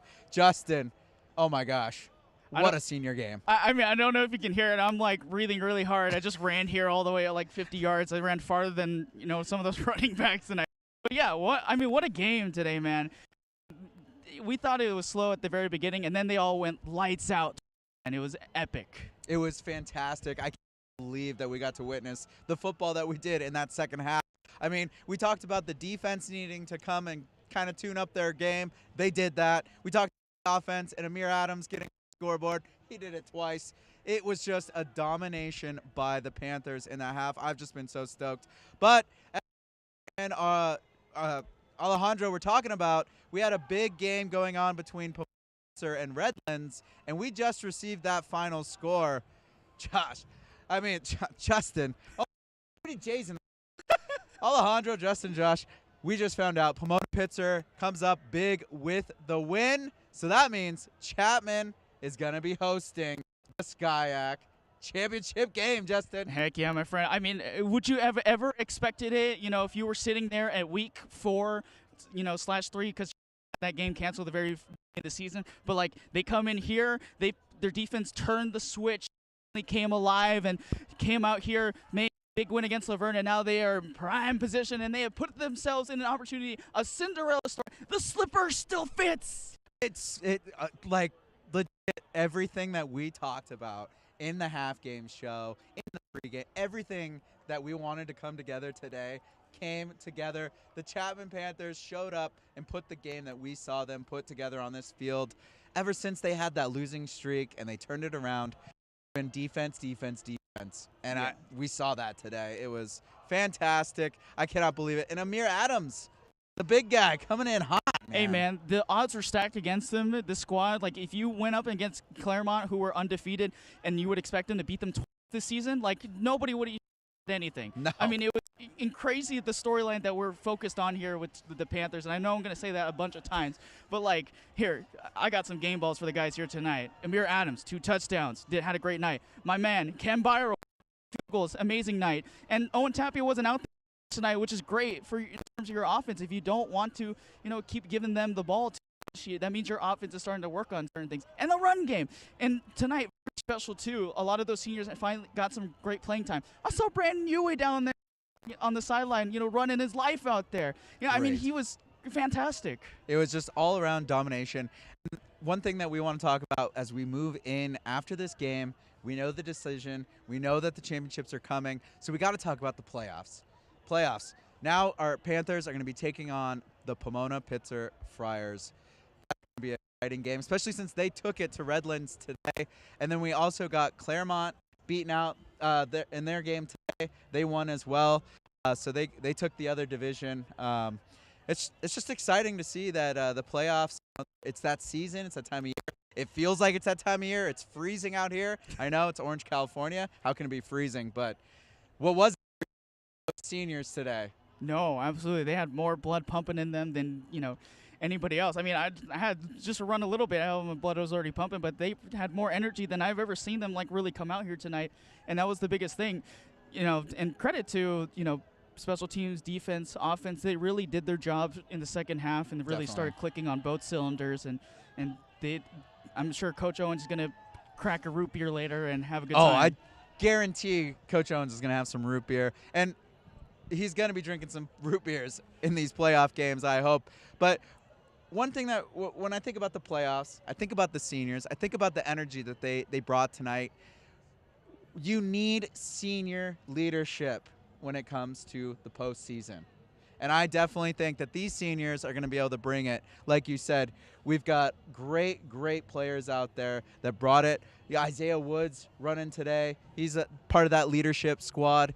And then we've got some of the other seniors. Owen Tapia, he's kicking his life out there. You know, which one of the seniors are you thinking about over there, Justin, after today's game? There's 27 of them. There's a I There's know. a big number of them, and I mean they've all really contributed in their own big way. You know, on that side of things. You know, we've seen Alex Tariquez, who had his moment too. Evan Grieve had a moment. Hunter Headley, who was a transfer, came in here, had his great moment too. I mean, every single one of these senior players have at least had a signature moment. And I mean, even Brendan, I just talked about Brandon Dewitt. He also had a pretty signature moment. He's going to put that on his highlight reel and show it to his kids someday. And I mean, absolutely.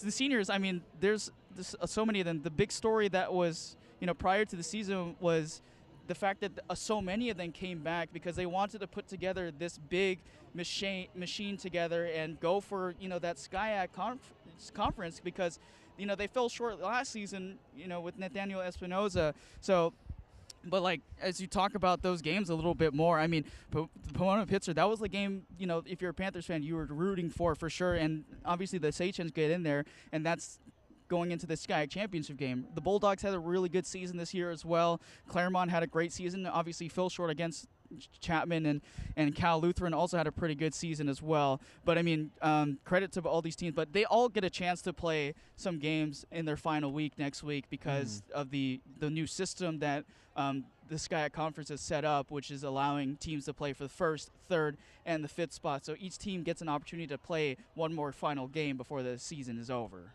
Awesome. It's good to see like a lot of these athletes get that opportunity to get more play time and to be on the game. And my apologies earlier, I said the Pomona-Pitzer Friars. I meant the Pomona-Pitzer Sagehens. I was thinking about the Cal-Lu Friars who were playing Claremont earlier today as well. And you saw those scores. Something that I noticed though in those in the stats that was shown up there, that offensive play by Pomona today. We got to be looking out for that in the championship if you're a Panther fan. Definitely want to step up today, like that second half. You know, big moments. Everyone stood up. Everyone brought it together. So we got to bring that team game when it comes to the playoffs. Team, seniors, and every single person is important on the team, from the tight end to the defensive back to the quarterback. And, of course, every kicker on the team is important. You were a kicker yourself, right, Justin? Yeah, for a little bit. I wasn't, like, you know, too amazing. You know, there's some stars on this team, too, that we're going to have a chance to interview here in a second. But, yeah, it was a good time for sure. Yeah. Well, as you can see here, our wonderful Owen Tapia has just joined us. Owen, you're a big senior on this team, and it's last time, Justin talked to you, I think you guys were down 3-0. Yeah, that's exactly the last time we talked to us. So it wasn't you know, our yeah.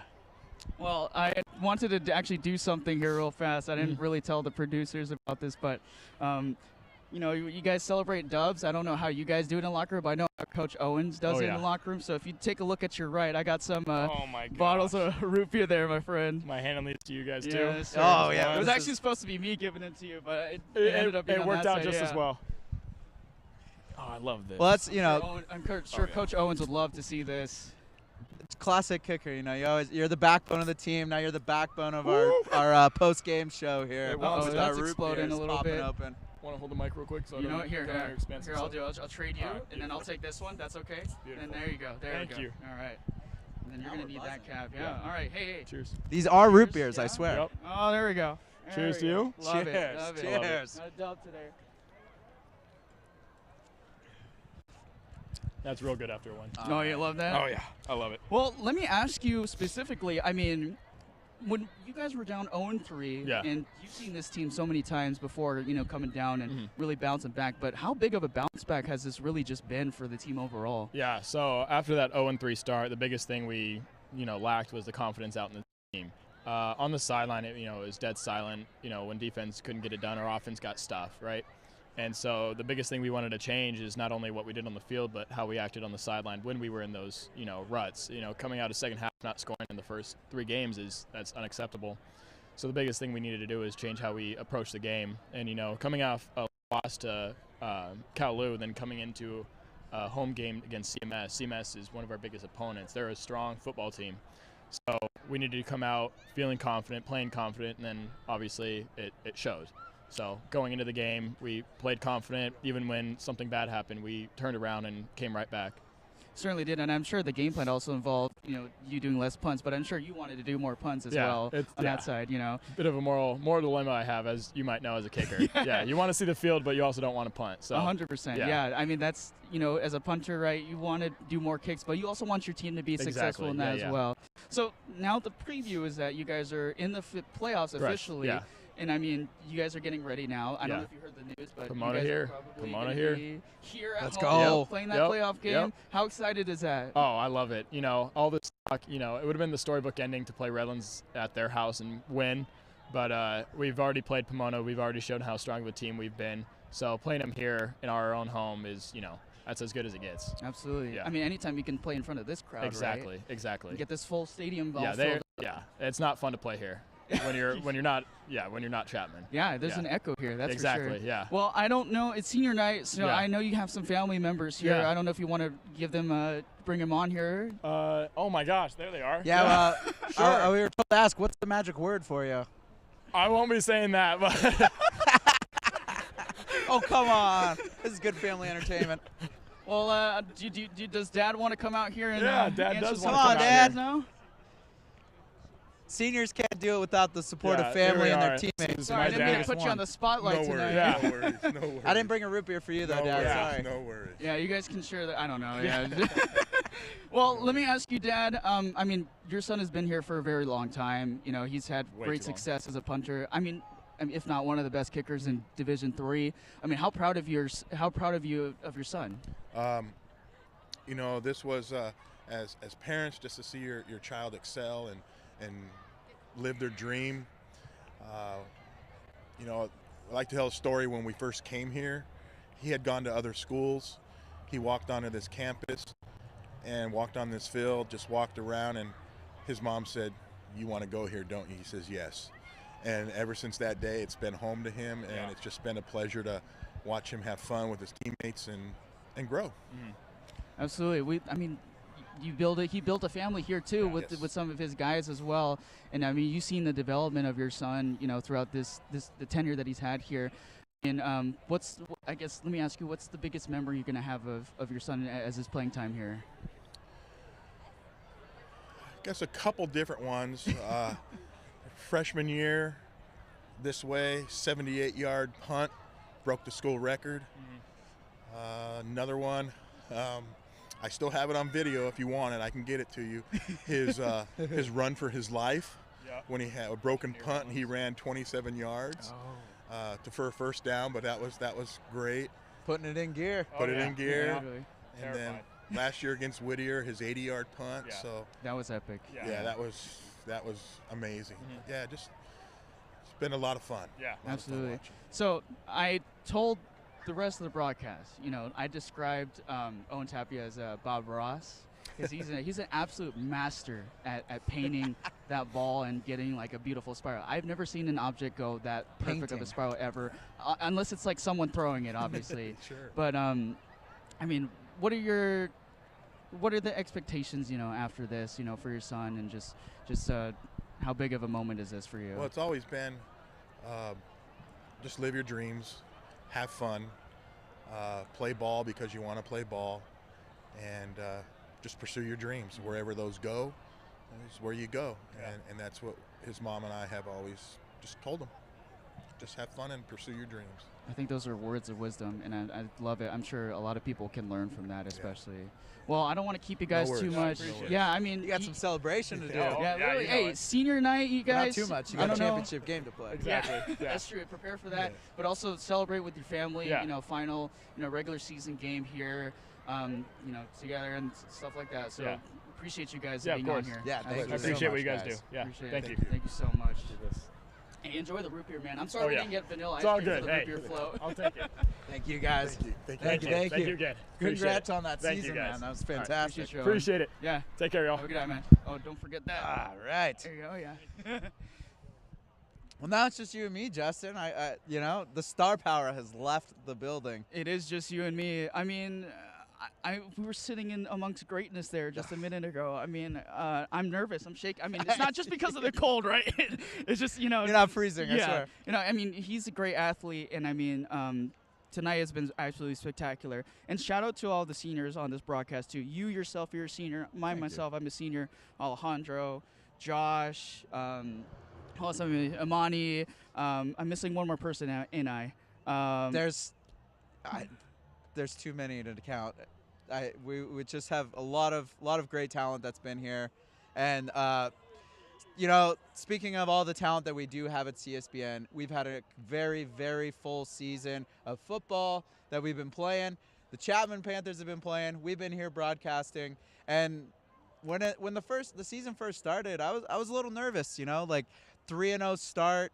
0-3 start, and then all of a sudden the Panthers turn around and pick the pace up. It was fantastic to see. There's nothing worse than starting the season in a hole, and for them to be able to build it up, come out of that hole, and really start diving in and starting that winning streak is just, it shows how dedicated and how powerful the leadership voice was in that locker room. Yeah, I mean, we heard it from Owen. They said the silent was very silent, in that 3-game stretch. And then they came back out here against Claremont. I mean, as ever daunting as it is to play against an undefeated opponent and then go out there and all of a sudden change the script and the narrative of what we've been seeing the first 3 games. And I'm sure they wanted that extra win, against Pacific that got rained out in the third quarter. That would have helped them too. But they put themselves in this position to – not like we're literally talking here. Next weekend, they're gonna be playing a championship game here in this town. It's insane crazy. Turnaround. I mean, the turnaround is ridiculous, and the fact that they even stopped Claremont twice. Stopping the quarterback at the 1-yard line. I mean, that's crazy, and that just gives you that tells you the theme about what this story has been. Mm-hmm. And you saw in there 37 touchdowns this season scored by this team, and not only were they scored by this team. We didn't even have our starting or our backup quarterback playing tonight, and now we're going to a championship game. Every single player that's gotten put into a role has stepped up and been the next man up. So, one thing that I like to see when these teams are on a roll, they're buzzing, they're bumping, they got the energy jiving.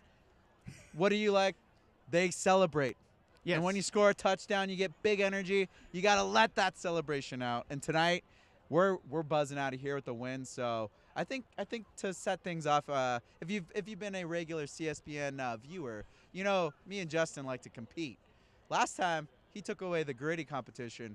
It's time for a Selly competition. Oh, okay. And you're going down, buddy. Okay. You're going down. Yeah, I'm sure some people are wondering how this football imaginally, appeared in my hand. I might be a magician on the second hand, but hey, you're on, man. Let's do it. Winners first. Winners first. I'll let you go. I'll let you go. Okay.